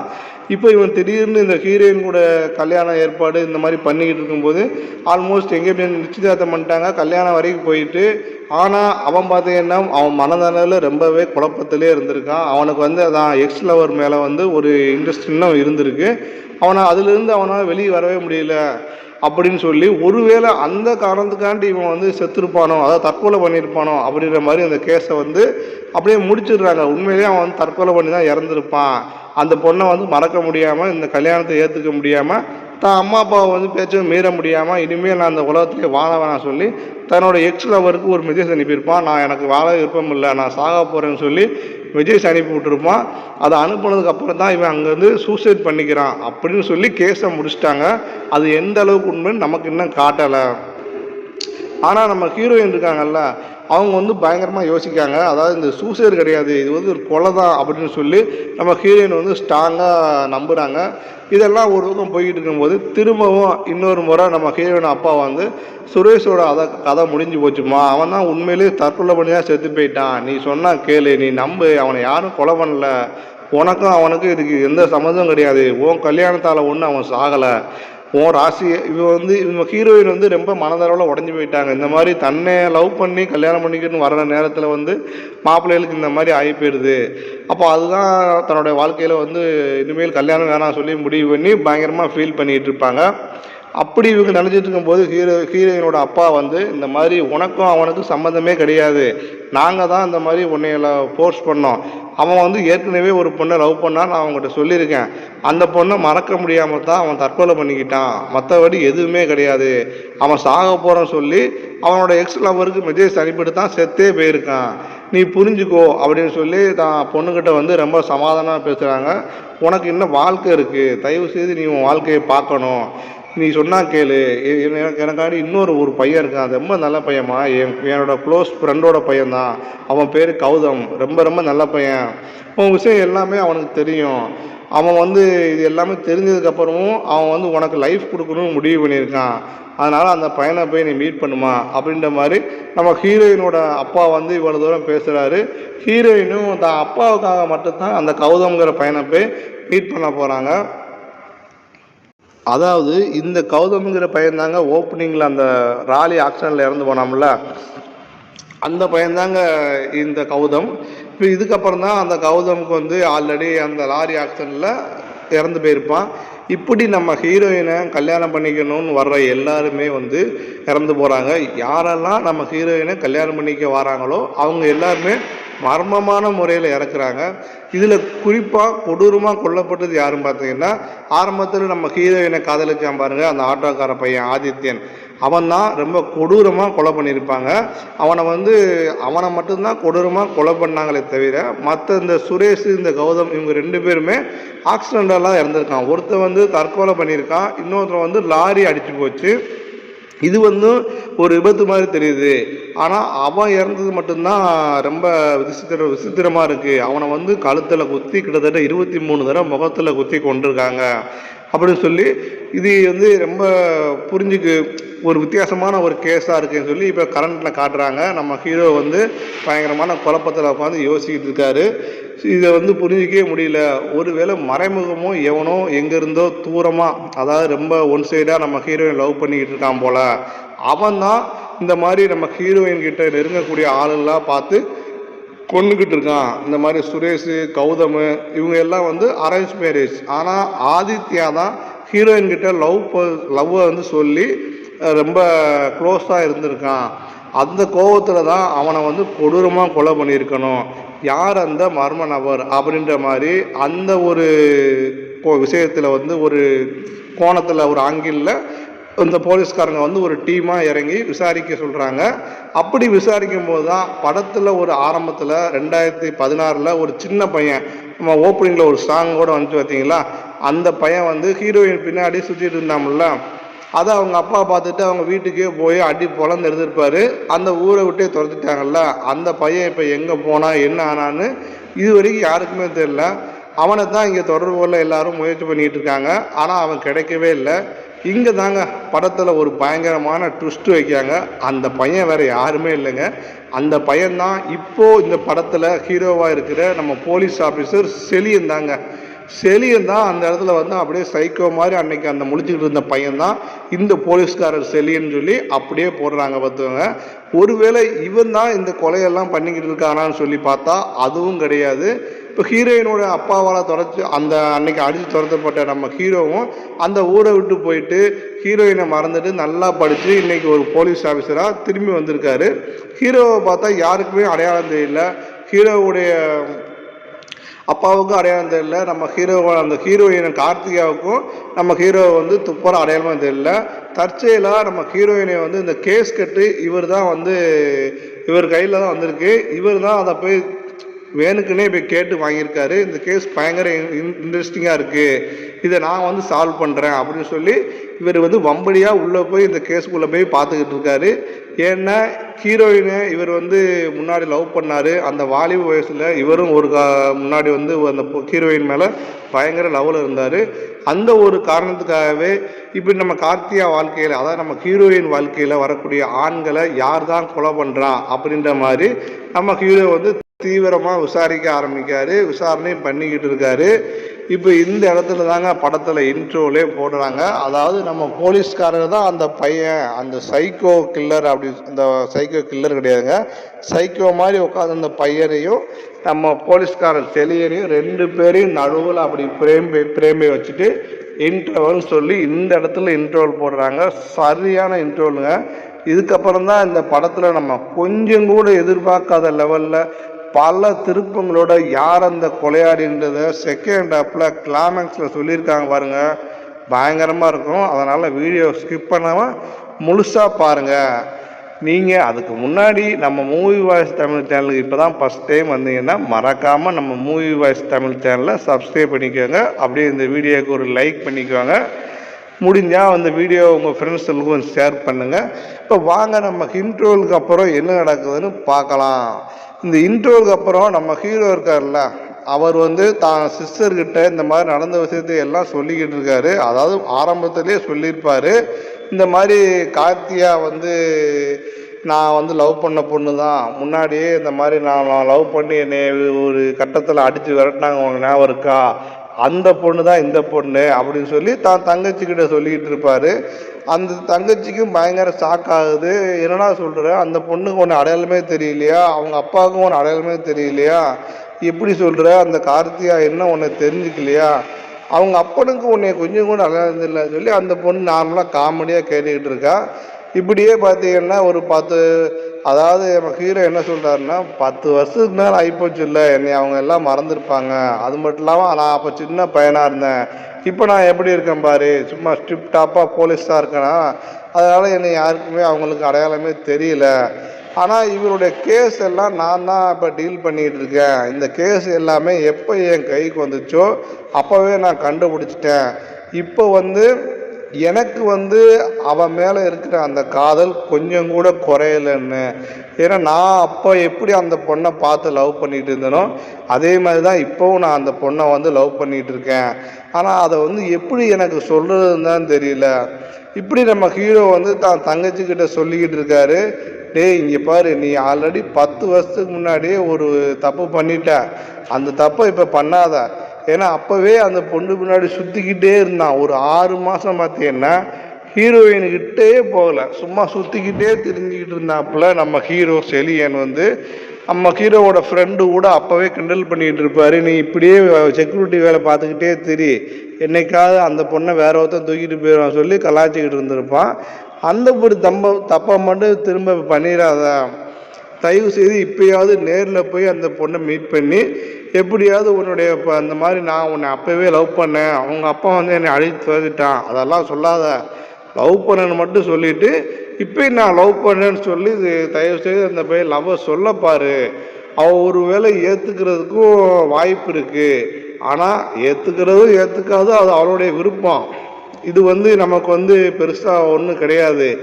நீ வந்து தயவு செய்து போய் உன் லவ்வை சொல்லிடு அப்படின்னு சொல்லி இவங்க தங்கச்சி வந்து ஐடியா வேற கொடுத்துட்டு இருக்காங்க. இப்போ வந்து ஆல்ரெடி அவங்க பெரிய சிக்கலில் மாட்டிக்கிட்டு இருக்கா. நம்ம வந்து இந்த சிக்கலெல்லாம் அவங்களுக்கு சரி பண்ணி கொடுக்கலாம். இது கரெக்டாக இது எல்லாம் முடியும் போது நீ ஒரு லவ்வை சொல்லு, அப்போ சூப்பராக இருக்கும் சொல்லி அவங்க அந்த ஹீரோவோட தங்கச்சியும் ஒரு ஐடியா கொடுக்காங்க. நம்ம ஹீரோவும் சரி ஓகேன்னு சொல்லிட்டு இப்போ அடுத்த சீன்லேயே பார்த்தீங்கன்னா நம்ம ஹீரோயினோட கோயிலுக்கு போயிருக்காங்க. அந்த இடத்துல இவரும் தற்செயலாக போய் மீட் பண்ணுற மாதிரி போய் பேசி வாங்க நான் உங்களை காரில் ட்ராப் பண்ணுற மாதிரி நம்ம ஹீரோ வந்து நம்ம ஹீரோயின் கார்த்தியாவை காரில் அப்படியே கூட்டிகிட்டு போகிறாரு. அப்படி கூட்டிகிட்டு போகும்போதே பார்த்தீங்கன்னா நம்ம ஹீரோ வந்து ஹீரோயின்கிட்ட நான் வந்து உங்ககிட்ட ஒன்று சொல்லணும்னு ஆசைப்பட்டேன். இப்போ இருந்து இல்லைங்க, கிட்டத்தட்ட ஒரு 10 வருஷத்துக்கு முன்னாடி இருந்து உங்ககிட்ட நான் ஒரு விஷயம் சொல்லணும்னு நினச்சேன், ஆனால் சொல்ல முடியல. இப்போ நீங்கள் வந்து நான் சொல்லணும்னு ஆசைப்பட்றேன், ஒருவேளை நீங்கள் என்னை தப்பாக நினச்சிக்க கூடாது அப்படின்ற மாதிரி நம்ம ஹீரோ வந்து லைட்டாக அப்படியே அவரோட காதல் விஷயத்தை சொல்ல ஆரம்பிக்காரு. இவர் இப்படியே இந்த காதல் கதையை மெல்ல மெல்ல சொல்ல ஆரம்பிக்கும் போதே பார்த்தீங்கன்னா அந்த சைடில் நம்ம ஹீரோயினுக்கு பயங்கர ஷாக் ஆகுது. ஏன்னா 10 வருஷத்துக்கு முன்னாடியே தன்னை ஒருத்தர் லவ் பண்ணியிருக்கான். இப்போ வந்து திடீர்னு இவன் வந்து நமக்கு கேஸ் ஹிஸ்ட்ரியே உங்கள் கையில் தான் இருக்குது, உங்களுக்கு என்னைய பற்றி தெரியுமில்ல, என்னை யார் லவ் பண்ணாலுமே இல்லை கல்யாணம் பண்ண ஆசைப்பட்டாலுமே அவங்க எல்லாரும் செத்து போயிடுவாங்கன்னு உங்களுக்கு நல்லாவே தெரியும். அது தெரிஞ்சிருந்து நீங்கள் வந்து எனக்கு வந்து இந்த மாதிரி லவ் ப்ரப்போசல் பண்ணுறீங்களே, உங்களுக்கு ரொம்ப தைரியம்தான். ஆனால் இப்போதைக்கு நான் யாரையும் கல்யாணம் பண்ணிக்கிறேங்கிற மனநிலை இல்லை, தயவு செய்து என்னை விட்டுருங்க. இங்கே பாருங்கள், உங்களுக்கு தெரியும் ஆல்ரெடி நான் ஒருத்தனை லவ் பண்ணேன், அவன் வந்து கொடூரமாக இறந்து போயிட்டான். அப்புறம் எங்கள் அப்பா சொன்னான்னு சொல்லி நான் ஒரு பையனை போய் பார்த்து பேசினேன், அவன் சூசைட் பண்ணிட்டான். இன்னொரு பையன் ராலி அடித்து எடுத்து போயிட்டான். இப்படி இருக்கிற ஒரு நிலைமையில நான் உங்களை கல்யாணம் பண்ண முடியும்? யோசிச்சு பாருங்கள். என்னால் இந்த மாதிரி கல்யாணம்னு நினச்சி கூட பார்க்க முடியாது, இனிமேல் நான் இப்படியே இருக்க போகிறேன்னு சொல்லி அவங்க வந்து இந்த காதலை வந்து வேணாம் சொல்லி விட்டுருக்காங்க. இருந்தாலும் நம்ம ஹீரோ வந்து விடாமல் அடுத்த நாளே நம்ம ஹீரோயின் வீட்டுக்கு பொண்ணு கேட்டு போகிறாருங்க. அவங்க ஃபேமிலியே கூட்டிகிட்டு இந்த மாதிரி தான் ஹீரோயினோட அப்பா கிட்ட போய் இந்த மாதிரி உங்கள் பொண்ணை வந்து நான் இந்த மாதிரி லவ் பண்ணேன், உங்களுக்கு ஞாபகம் இருக்கா சொல்லி தன்னோட ஃப்ளாஷ்பேக்கெல்லாம் சொல்கிறாரு. அப்படியே சொல்லிவிட்டு இப்போ ஹீரோயின் அப்பா அவர் இங்கே இருக்கார்ல, அவர் ஒன்று சொல்கிறாரு, டேய் இங்கே பாரு, நான் இப்போ வந்து பழைய ஆளாக இருந்தேன்னு வச்சுக்கோமே, உன்னை இங்கேயே தூக்கி போட்டு மிதித்து உன்னை வெளியே எடுத்து விரட்டி விட்டுருப்பேன். ஆனால் இப்போ நான் பழைய ஆள்லாம் கிடையாது, அந்த ஜாதி வெறி பிடிச்ச அந்த ஒரு ஆள்லாம் எப்போவோ செத்து போயிட்டான். இப்போ எனக்கு வந்து என் பொண்ணு வந்து நல்லா இருந்தால் போதும், அந்த பொண்ணுக்கு ஒரு கல்யாணம் பண்ணி பார்க்கணுன்னு நான் ரொம்ப ஆசைப்பட்றேன். அவள் கல்யாணம் பண்ணி தான் பிள்ளை குட்டிகளோட சந்தோஷமாக வாழணும்னு பார்க்குற ஒரு சாதாரண ஒரு அப்பாவாக நான் இருக்கேன். அதனால் நான் அந்த மனநிலைக்கு எப்போவோ வந்துட்டேன். அதனால் உனக்கு நான் வந்து கல்யாணம் பண்ணி வைக்கிறேன், ஓகேவா? இந்த ஹீரோயினை வந்து நான் உனக்கே கல்யாணம் பண்ணி வைக்கிறேன்னு அப்படின்னு அவர் வந்து உட்காந்து பேசிக்கிட்டு இருப்பார். ஆனால் இந்த இடத்துல பார்த்தீங்கன்னா நம்ம ஹீரோயின் கார்த்தியை வந்து ஆல்ரெடி இந்த மாதிரி அவங்க லைஃப்பில் வரக்கூடிய இந்த ஆண்கள் எல்லாம் மர்மமான முறையில் செத்து போய்கிட்டு இருக்காங்க. அதனால் இந்த போலீஸ்காரர், அதான் நம்ம ஹீரோ செலியனும் சேர்ந்து இவரும் ஒரு நேரத்தில் செத்து போயிடலாம் அப்படின்னு சொல்லி அவங்க பயங்கரமாக பயந்துக்கிட்டு இருக்காங்க. அதனால் எனக்கு வந்து இந்த கல்யாணமே வேண்டாம் அப்படின்னு அவங்க ஒரே மாதிரி பிடிவாதமாக இருக்காங்க. அந்த இடத்துலையும் கோபமாக வந்து தான் அப்பாவை வந்து பார்த்து திட்டிட்டு அங்கேருந்து இடத்த விட்டு போயிடுறாங்க. வேறு வழியே கிடையாது. நம்ம ஹீரோவும் சரி புரிஞ்சுக்கிட்டு இப்போ அடுத்த சீன்லேயே நம்ம ஹீரோவை வந்து புரிஞ்சுக்கிட்டு, இங்கே பாருங்கள், நம்ம காதல் கல்யாணம் அதுக்குள்ளெல்லாம் போக வேணாம், நம்ம ஒரு ஜஸ்ட்டு ஒரு ஃப்ரெண்ட்ஸாக இருப்போம் அப்படின்ற மாதிரி நம்ம ஹீரோயின் கிட்ட வந்து ஹீரோ சொல்லிக்கிட்டு இருக்காரு. இப்போ அவங்களும் அந்த ஃப்ரெண்ட்ஷிப் அந்த அப்படிங்கிற ஒரு கேட்டகரிக்குள்ளே போகிறாங்க. ஆனால் போக போக நம்ம ஹீரோயின் கார்த்திகாவுக்கு ஹீரோவை கொஞ்சம் கொஞ்சமாக பிடிக்க ஆரம்பிச்சிடுது. ஒரு நாள் நைட்டு நம்ம ஹீரோயின் வீட்டில் இருந்து அவங்க அம்மாவுக்கு கால் பண்ணுறாங்க. அதை நம்ம ஹீரோ கட் பண்ணிக்கிட்டே இருக்கார். ஏன்னா கூட அவங்க ஹீரோயின் இருக்காங்க. அம்மா தானே பேசுங்க அப்படின்னு சொல்லிட்டு அந்த காலை அட்டன் பண்ண சொல்கிறாங்க. அப்படி அவங்க அட்டன் பண்ணதுக்கப்புறம் அந்த காலில் இருக்கிற அவங்க அம்மா வந்து, டேய் நீ எப்போ தான்டா கல்யாணம் பண்ணிப்ப, அந்த பொண்ணுக்காக உன் லைஃப்பை வேஸ்ட் பண்ணிக்காத, தயவுசெய்து நீ ஒரு நல்ல பொண்ணாக பார்த்து கல்யாணம் பண்ணிக்கப்பா, நம்ம சொந்தத்துலேயே கூட ஒரு நல்ல பொண்ணு இருக்கா அப்படின்னு சொல்லி அந்த பக்கம் அவங்க அம்மா எல்லாம் சொல்லிக்கிட்டு இருக்காங்க. இதை வந்து ஹீரோ வந்து ஃபோனில் பெய்க்கரில் போட்டு பேசிக்கிட்டு இருக்காரு. இது எல்லாமே பக்கத்தில் உட்காந்து இருந்து நம்ம ஹீரோயின் கேட்டுடுறாங்க.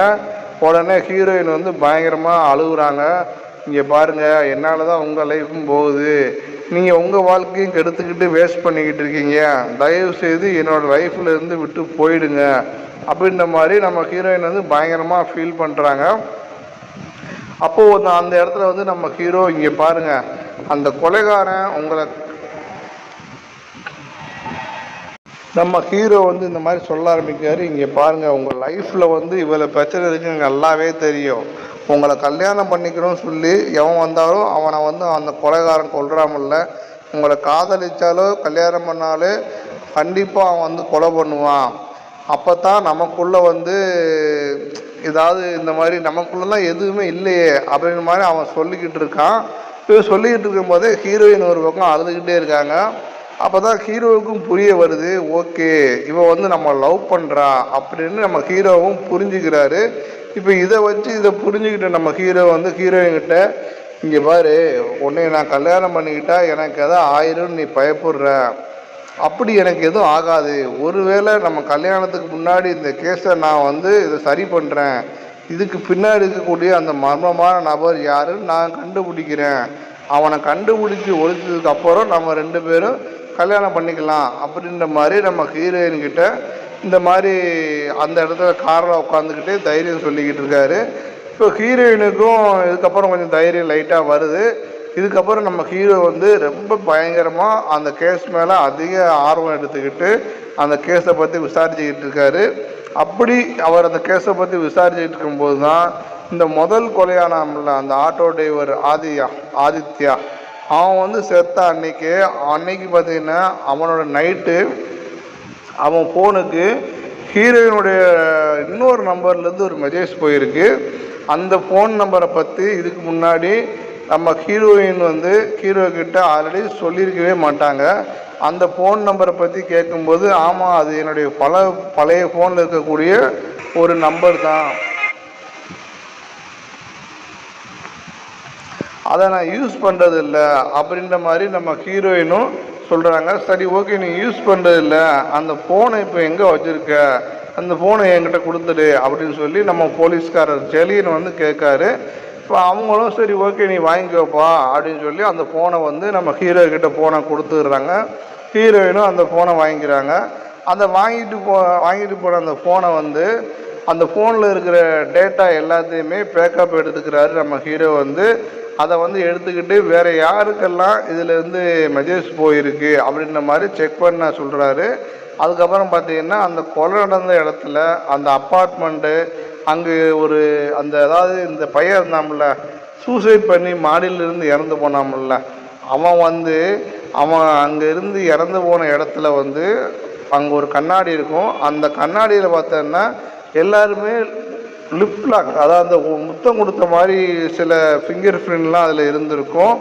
அங்கே வந்து பார்த்தீங்கன்னா வச்சுக்கோமே, இந்த ரத்தக்கரை படைஞ்ச பாதி உடைஞ்ச கண்ணாடி பீஸ் கிடைக்குது. அதுலேயும் ஒரு லிப் மார்க் இருக்குது. இது யாரோடதுன்னு சொல்லி டெஸ்ட் பண்ணிக்கிட்டு இருக்காங்க.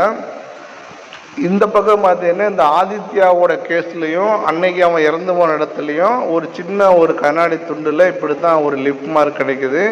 இப்படி இதுக்கு முன்னாடி அவன் இறந்து போனதுலேயும் கிடைச்சிருக்கு. இப்போ மாடியிலேருந்து குதிச்சு இறந்து போனாமல்ல ரமேஷுங்கிறவன், அவனோட கொலையிலையுமே ஒரு லிப் மார்க் கிடைக்குது. இந்த 2 லிப் மார்க் ஏதோ ஒரு சம்மந்தம் இருக்குன்னு சொல்லிட்டு அது யாருடைய சொல்லி பயங்கரமாக டெஸ்ட் பண்ணிக்கிட்டு இருக்காங்க. அதை வந்து ஃபிங்கர் பிரிண்ட் எடுத்து டெஸ்ட் பண்ண அனுப்புகிறாங்க. இப்படி எல்லா பக்கமும் நம்ம அந்த போலீஸ்காரர் ஹீரோ செலியன் வந்து அவருக்கு தேவையான அந்த ஆதாரத்தை எல்லாம் கலெக்ட் பண்ண ஆரம்பிக்காரு. இப்போ கடைசியாக இவருக்கு வந்து முதல்ல கொல்லப்பட்ட அந்த ஆட்டோ டிரைவர் ஆதித்யா இருக்கார்ல, அந்த ஸ்க்ரீம் பாட்டில் அன்னைக்கு அந்த கொரோனா இடத்துலேருந்து ஒரு கண்ணாடி பீஸ் கிடச்சிருக்கும்ல, அதில் வந்து ஃபுல்லாக ரத்தக்கரை இருக்குது. அதுக்கு நடுவில் ஒரு லிப் மார்க் இருந்திருக்கு. ஸோ இது எல்லாமே யாருடையதுன்னு சொல்லி அவர் திரும்பவும் அந்த இதை செக் பண்ணுறதுக்காக அனுப்பியிருக்காரு. அப்படி இந்த கேஸை வந்து அந்த விசாரிக்கிற அந்த ப்ராசஸ் எல்லாம் ஒரு பக்கம் பயங்கரமாக போய்கிட்டு இருக்கு. இன்னொரு பக்கம் நம்ம ஹீரோயினுக்கு கால் பண்ணி பக்கத்தில் இருக்க கோயிலுக்கு நாளைக்கு வந்து இந்த மாதிரி நல்லா புடவை கட்டிட்டு வா அப்படின்னு சொல்கிறாரு. ஹீரோயினும் அதே மாதிரி நல்லா ஒரு புடவை கட்டிட்டு சூப்பராக கல்யாணம் பண்ண மாதிரி கிளம்பி போகிறாங்க. அங்கே போனதுக்கப்புறம் எதுக்காக நீ என்னை வந்து புடவை கட்டி வர சொன்ன? ஏன்னா ஹீரோயின் வந்து எப்பயுமே வந்து சாரி அண்ட் துப்பட்டா இந்த மாதிரி தான் போடுவாங்க, அதாவது சுடிதார் இந்த மாதிரி தான் போடுவாங்க. இப்போ ஃபஸ்ட் டைம் புடவை கட்டி வாங்க சொன்னோன்னா அவங்களுக்கு ஆச்சரியம், எதுக்காக நீ அப்படி வர சொன்னு சொல்லி நம்ம ஹீரோயின் கேட்குறாங்க. இங்கே பாரு, எவ்வளோ நாள் தான் இந்த மாதிரி இந்த கொலைகாரனுக்கு பயந்துக்கிட்டு நம்ம கல்யாணம் பண்ணிக்காமலே இருக்கிறது. இவங்க வந்து அவன் யாராக வேணா இருக்கட்டும், எப்படி வேணால் பண்ணட்டும், எனக்கு என்ன வேணால் நடக்கட்டும், அதை பற்றி எனக்கு கவலை இல்லை. ஆனால் இப்போது நம்ம இந்த கோயிலில் 2 பேரும் கல்யாணம் பண்ண போகிறோம், அதுக்காக நான் எல்லாத்தையும் ரெடி பண்ணிட்டேன் அப்படின்ற மாதிரி நம்ம ஹீரோ வந்து சொல்கிறாங்க. முதல்ல நம்ம ஹீரோயின் வந்து பயங்கரமாக சாக்காகிறாங்க. அதுக்கப்புறம் பார்த்தீங்கன்னா நம்ம ஹீரோயின் வந்து ஒத்துக்கிறாங்க, வேறு வழி கிடையாது, 2 பேரும் மட்டும் தனியாக பண்ணிக்கிட்டா அது நல்லா இருக்காது, அட்லீஸ்ட் உன் தங்கச்சியாவது கூப்பிடுங்க மாதிரி நம்ம ஹீரோயின் சொல்ல, ஹீரோயினும் வந்து தன்னோட தங்கச்சிக்கு ஃபோன் பண்ணி அங்கே வர சொல்கிறாங்க. இப்போ 2 பேரும் அங்கே வந்துட்டாங்க, யார் தங்கச்சியும் அம்மாவும் வந்துட்டாங்க. இப்போ நாங்கள் ஹீரோவுக்கு அங்கேயே கல்யாணம் பண்ணுறாங்க. இப்போ 2 பேரும் மாலை மாற்றிக்கிட்டு அந்த கோயிலே கல்யாணம் பண்ணிக்கிறாங்க. அப்படி கல்யாணம் முடிஞ்சதுக்கு அப்புறம் பார்த்தீங்கன்னா நேராக இப்போ நம்ம ஹீரோயின் அவங்க வீட்டுக்கு தான் போகிறாங்க. ஹீரோயின் வீட்டில் இருக்கிற நம்ம ஹீரோயினோட அப்பாவும் பயங்கர சந்தோஷம், ஏன்னா அவன் வந்து ரொம்ப நாளாக ரொம்ப வருஷமாக தான் பொண்ணு கல்யாணம் நடக்கலையே சொல்லி பயங்கரமாக ஃபீல் பண்ணிக்கிட்டு இருக்கான். இப்போது தான் பொண்ணு கல்யாணம் ஆச்சுக்கு விஷயம் கேள்விப்பட்ட உடனே ரொம்ப சந்தோஷப்படுறாரு. ஆனாலும் ஒரு சில வருத்தமும் படுறாரு, என்னம்மா என்கிட்ட சொல்லியிருக்கலாம்லம்மா, என்கிட்ட சொல்லிட்டு பண்ணியிருந்தா நானும் ரொம்ப சந்தோஷமாக வந்து உன்னை வாழ்த்திருப்பேனே அப்படின்னு கேட்காரு. அந்த பொண்ணு வந்து இல்லைப்பா எனக்கே தெரியாது, திடீர்னு வச்சு கோயிலில் வச்சு தாலியை கட்டிட்டான் அப்படின்னு சொல்லி பயங்கரமாக அவங்க சொல்லிக்கிட்டு இருக்காங்க. சரி ஓகே, எப்படி நடந்தாலும் கல்யாணம் நடந்துச்சு, எனக்கு அதுவே போதும், நான் ரொம்ப சந்தோஷமான்னு சொல்லி நம்ம ஹீரோயினோட அப்பாவும் பயங்கர சந்தோஷப்பட்டுக்கிட்டு இருக்காரு. இப்போ அன்னைக்கு நைட்டு பார்த்தீங்கன்னா இவங்க 2 பேருக்கும் ஃபஸ்ட் நைட்டு. அன்னைக்கு வந்து ஹீரோயின் வந்து ஹீரோவுக்காக பால் கொண்டு வராங்க. அந்த பாலை நம்ம ஹீரோ குடிச்சிக்கிட்டு இருக்கும்போது ஏதோ ஒரு ஃபோன் கால் வருதுன்னு சொல்லிட்டு அந்த ரூமை விட்டு வெளியில் போகிறாரு. அப்புறம் பார்த்தீங்கன்னா கொஞ்ச நேரத்தில் நம்ம ஹீரோ நல்ல கோட்டை விட்டு தூங்கிட்டு இருக்காரு. இப்படி ஹீரோ கோட்டை விட்டு தூங்கிட்டு இருக்கும்போதே ஒரு ஓரமாக நம்ம ஹீரோயினுக்கு வந்து பார்த்தீங்கன்னா காட்டுறாங்க. இப்போ இந்த இடத்துல ஒரு பயங்கரமான ட்விஸ்ட்டை காட்டுறாங்க. இந்த இடத்துல இந்த படத்துலேயே ஒரு பயங்கரமான ட்விஸ்ட்டை காட்டுறாங்க. ஹீரோயின் வந்து சாதாரணமாக உட்காரல, அவங்க உட்காந்துருக்க அந்த போஸை பார்த்தாலே ஒரு பயங்கரமான ஒரு வில்லத்தனமான அப்படி உட்காந்துட்டு பயங்கரமாக அப்படி காட்டிக்கிட்டு இருக்காங்க. எனக்கே இந்த படம் பார்க்கும்போது அவ்வளோ தூரம் ஷாக்காக இருந்துச்சு. ஏன்னா இவ்வளோ நாள் ஹீரோயின் கிட்ட இந்த நெருங்குற ஆண்கள் எல்லாரும் கொலை பண்ணிட்டு இருந்தது வேற யாரும் கிடையாதுங்க, அது நம்ம படத்துடைய ஹீரோயின் தான். பயங்கரமான ஷாக். இந்த இடத்துல தான் அந்த ஃப்ளாஷ்பேக்கெல்லாம் ஓப்பன் பண்ணுறாங்க. என்னடா ஒன்றுமே புரியல அப்படின்னு சொல்லி யோசிக்கிறீங்களா? அதாவது இன்னும் கொஞ்ச நேரத்தில் உங்களை நான் தெளிவாக எக்ஸ்பிளைன் பண்ணுறேன், உங்களுக்கே தெளிவாக புரியும் பாருங்கள். அதாவது நம்ம ஹீரோயின் வந்து அவங்க முகத்தை அவங்களே கண்ணாடியை பார்த்து தன்னைத்தானே ரசிச்சுக்கிட்டு இருக்காங்க. அப்போ பார்த்தீங்கன்னா பின்னாடி ஒரு உருவம் தெரியுது. யாருன்னு பார்த்தா அண்ணா வரைக்கும் நல்லா கொரட்டை விட்டு தூங்கிட்டு இருந்தால் நம்ம ஹீரோ போலீஸ்காரர் செலியந்தாங்க எந்திரிச்சு வந்து நிற்பார். எந்திரிச்சு வந்ததும் இல்லாமல் நம்ம ஹீரோயின் பேர் கார்த்திகா. அவங்கள வந்து என்ன கார்த்திக் எப்படி இருக்க அப்படின்ற மாதிரி அவங்க பேசிடுவாங்க.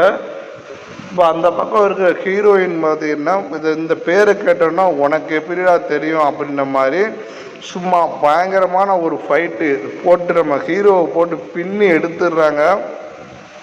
கையில் கிடக்கிறதெல்லாம் போட்டு அடி பொழந்து எடுக்காங்க. இப்போ நம்ம ஹீரோ ஒரு பக்கம் ரத்த வெள்ளத்தில் உட்காந்துக்கிட்டு இருக்காருங்க. அப்படி வந்து இங்கே பாரு, இங்கே இந்த கார்த்திக்னு உண்மையை சொன்னதும் எனக்கு கோவம் பொத்திக்கிட்டு வருதோ அப்படின்னு நம்ம ஹீரோ இந்த இடத்துல பேசிக்கிட்டு இருக்காரு. ஆனால் இது எல்லாத்துக்கும் பின்னாடி நீ தான் இருக்குன்னு எனக்கு எப்போவோ தெரியும் அப்படின்னு சொல்லி இந்த இதில் ஒரு ஃப்ளாஷ்பேக் ஆரம்பிக்கிறாங்க. நம்ம ஹீரோ வந்து இந்த மாதிரி கார்த்திக் அப்படிங்கிற ஒரு ஆள் இருக்கான்னு சொல்லி நம்ம ஹீரோ எப்போவோ கண்டுபிடிச்சிருப்பார். அதை வந்து இப்போ சொல்ல ஆரம்பிக்கார். நமக்கு வந்து இது எப்படி அவர் கண்டுபிடிச்சாருன்னு சொல்லி நமக்கு சொல்ல ஆரம்பிக்காங்க.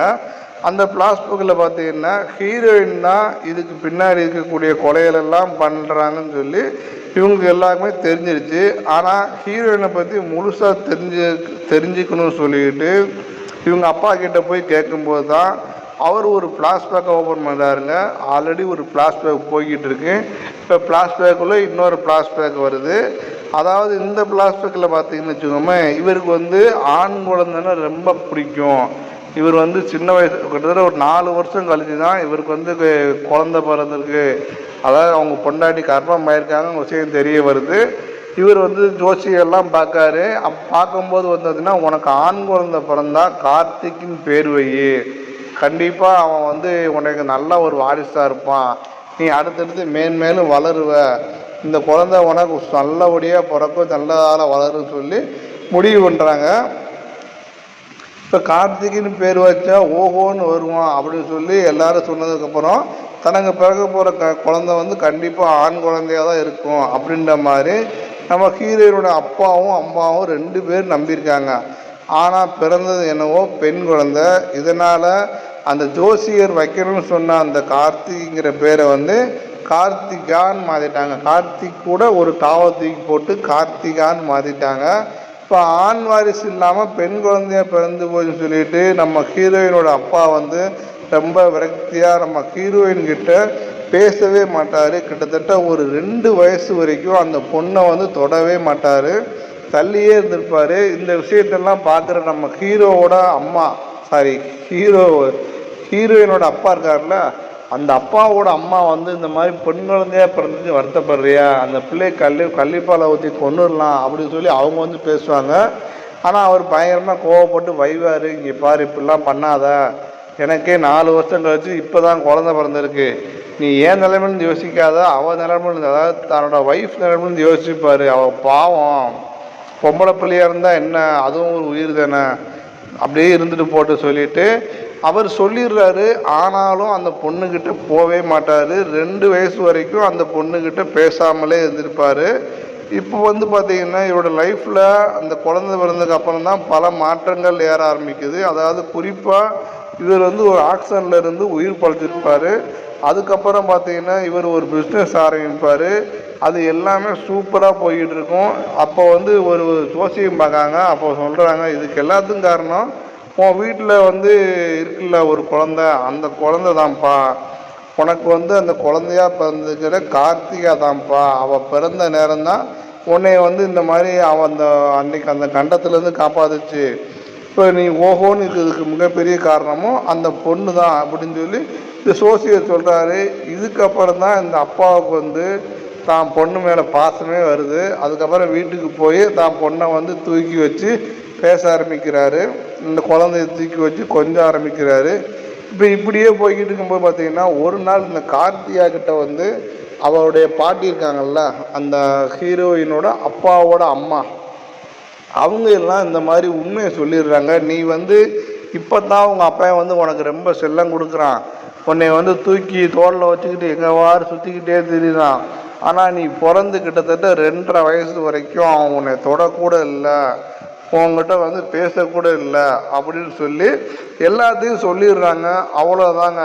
அந்த பொண்ணுக்கு வந்து பயங்கரமாக கோவம் வந்துடுது. கோவத்தில் வந்து என்ன பண்ணுறதுன்னு தெரியாமல் ஒரு ஓரத்தில் போய் உட்காந்து அழுதுகிட்டு இருக்கு. அப்போது வந்து இந்த பெண் குழந்தைய விட ஆண் குழந்தை தான் எதிர்பார்த்துருக்காங்க அப்படின்ற மாதிரி. அப்போ ஆண் குழந்தை தான் ரொம்ப இதுவா, அப்போ பெண் குழந்தைன்னா ஒன்றுமே இல்லையா, அப்போ ஆண் தான் முக்கியமா, அந்த ஒரு சின்ன ஈகோ வந்துடுது இந்த பொண்ணுக்கு.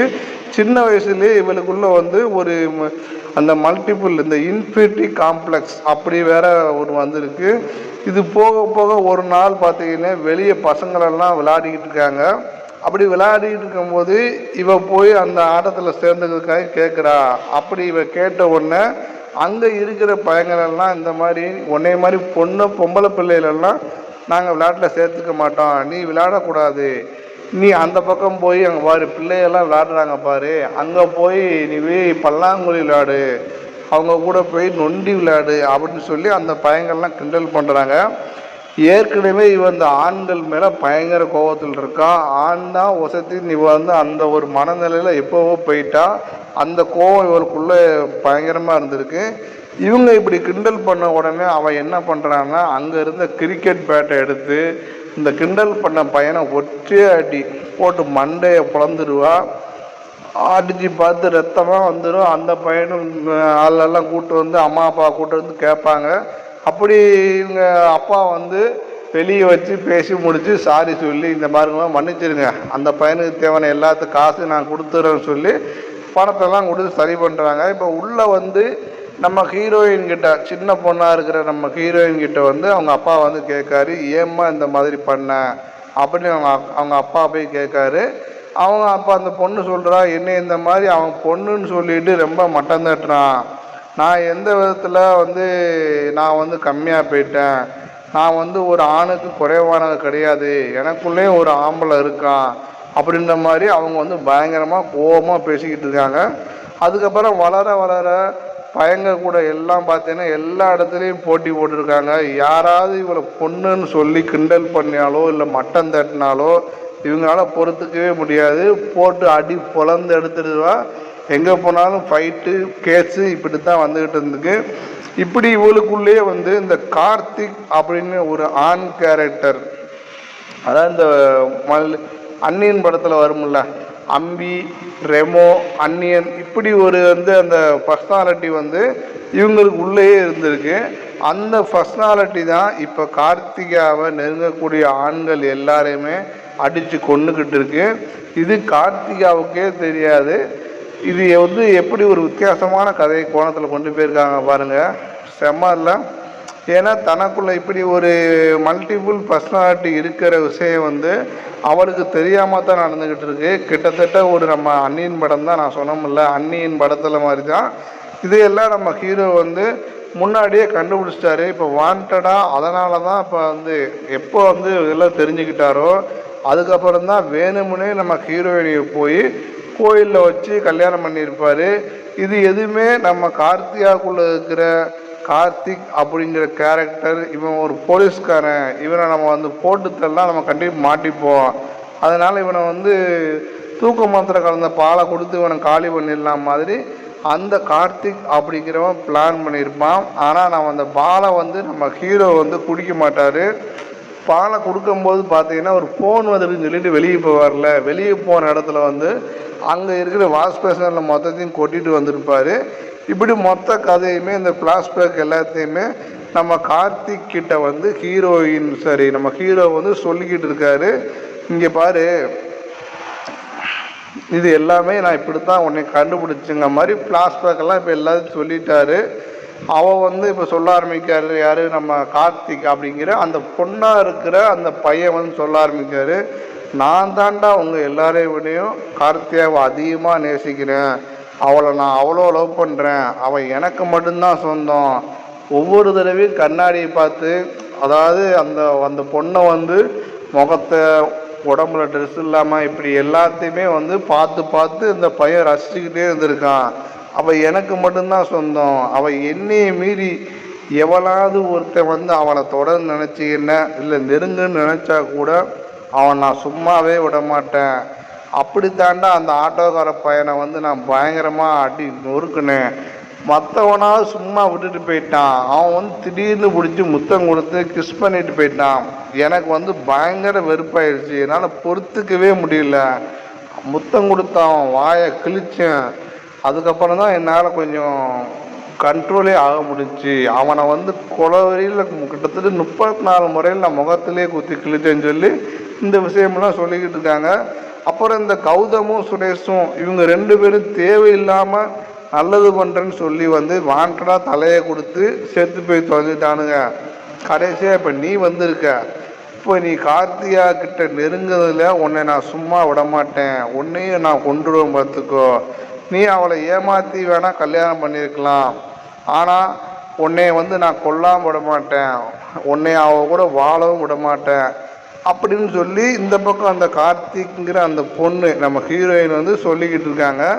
இந்த இடத்துல நம்ம ஹீரோ வந்து கார்த்திக்காக அப்படின்னு சொல்லி இருக்கிற அந்த உருமாறி இருக்குல்ல, அவங்ககிட்ட போய் நீ முழுசாக அவளை அனுபவிக்கணும்னு நினச்சிக்கிட்டு இருந்த, ஆனால் எங்களுக்குள்ளே எப்போவோ எல்லாம் முடிஞ்சு போச்சுடா அப்படின்ற மாதிரி அவன் இந்த இடத்துல இன்னொரு ட்விஸ்ட்டை வேற சொல்ல ஆரம்பிக்கிறான். நம்ம ஹீரோ வந்து ட்விஸ்ட்டு கொடுக்காங்க எல்லா இடத்துலையும்.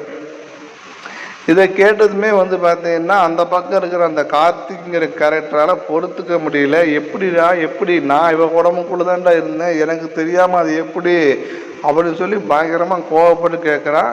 அதாவது கல்யாணம் முடிஞ்ச கையோடு நாங்கள் வீட்டுக்கு வந்தோம் பார்த்தியா, அன்னைக்கு எங்களுக்குள்ளே எல்லாம் அடைஞ்சு போச்சு, வேணா இந்த பாரு சொல்லி அவங்க 2 பேரும் அன்னைக்கு ஒன்றா இருந்த ஃபோட்டோ வீடியோஸ் எல்லாத்தையும் நம்ம ஹீரோ வந்து ஹீரோக்கிட்ட காட்டுறாரு, அந்த கார்த்திக் கிட்ட காட்டுறாரு. இப்போ கார்த்திக்கும் அந்த ஃபோட்டோ வீடியோலாம் பார்த்த உடனே பயங்கர இதாகிடுறாங்க. அவ்வளோதான், அவனால் முடியல. அந்த கார்த்திங்கிற கேரக்டர் வந்து ரொம்ப ஏற்றுக்க முடியாமல் அப்படியே அங்கேயே வந்து பார்த்தீங்கன்னா கோவத்தோடு எந்திரிச்சு போய் கண்ணாடியிலே தன்னைத்தானே அடிச்சுக்குது. சப்புன்னு அந்த கண்ணாடி அந்த முகத்தை நேற்று வரைக்கும் அந்த முகத்தை பார்த்து ரசிச்சுக்கிட்டே இருந்தான். இன்றைக்கி அந்த முகத்தை பார்த்தா அவனுக்கு பிடிக்கல, அருவருப்பாக தெரியுது. ஒரு மாதிரி இந்த உடலே ஒரு அசிங்கம் சொல்லிட்டு அப்படியே ரொம்ப அருவருப்பாக பார்த்துக்கிட்டு இருக்கான். அப்படியே அந்த இடத்துல அப்படியே மயக்கம் போட்டு விழுந்துடுறான்.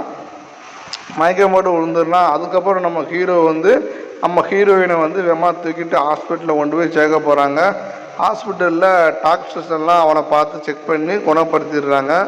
அப்படி குணப்படுத்தினதுக்கு அப்புறமா அந்த சைக்காட்ரி டாக்டர் நம்ம அனுபவமா இருக்காங்கல்ல, அவங்க வந்து நம்ம ஹீரோவை கூப்பிட்டு இப்போ வந்து நல்லா ஆயிட்டா, அவளுக்குள்ளே இருந்த அந்த கார்த்திக்ங்கிற பையன் வந்து இப்போ அவளை விட்டு போயிட்டான். ஏன்னா அவனை பொறுத்த வரைக்கும் கார்த்திகாவை உடலால் தான் பார்த்தான், அதுவும் அவனுக்கான உடலாக பார்த்தான். அது எப்போவோ அவனுக்கானது இல்லை, அவனை வந்து நீ தொட்டுட்டேன்னு தெரிஞ்சதும் அன்னைக்கே வந்து அந்த கேரக்டர் தேவையில்லை அப்படின்னு முடிவாகி போச்சு. அதனால் அது அவளை விட்டு வெளியே போயிடுச்சு. இப்போ வந்து ரொம்ப நல்லபடி ஆயிட்டா அப்படின்னு அந்த டாக்டர் வந்து நம்ம ஹீரோ கிட்ட சொல்லிக்கிட்டு இருக்காங்க. இப்படி ஒரு கேரக்டர் வந்து போயிருக்குன்னே நம்ம கார்த்திகாவுக்கு, நம்ம ஹீரோயினுக்கு எதுவுமே தெரியாமலே இருக்காங்க. இப்போ சில வருஷங்கள் கழித்து இவங்களுக்கு ஒரு பெண் குழந்தை பிறக்குது.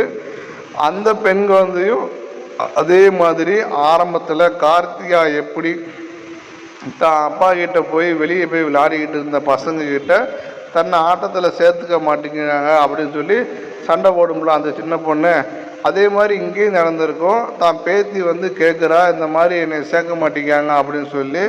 இப்போ வந்து முன்ன நடந்த ஒரு சம்பவத்தை வந்து அந்த தப்பை திரும்ப பண்ணக்கூடாதுன்னு சொல்லிட்டு அவங்க அப்பா நம்ம கார்த்திகாவோட அப்பா வந்து அந்த சின்ன பொண்ணு பேத்திக்கிட்ட வந்து இங்கே பாருமா, அந்த பசங்க ஒன்று ஆட்டத்தில் சேர்த்துக்கலையா, அப்போ நீ வந்து என்ன பண்ணணும், அவங்கள செவிக்கணும், உனக்குன்னு ஒரு டீமை உருவாக்கு, நீ வந்து பெண்ணாக இருந்து ஜெயிக்கணும். ஏன் ஆணை விட நீ ஆணுக்கு வந்து நீ ஜெயிக்கணும்னு அவசியம் கிடையாது.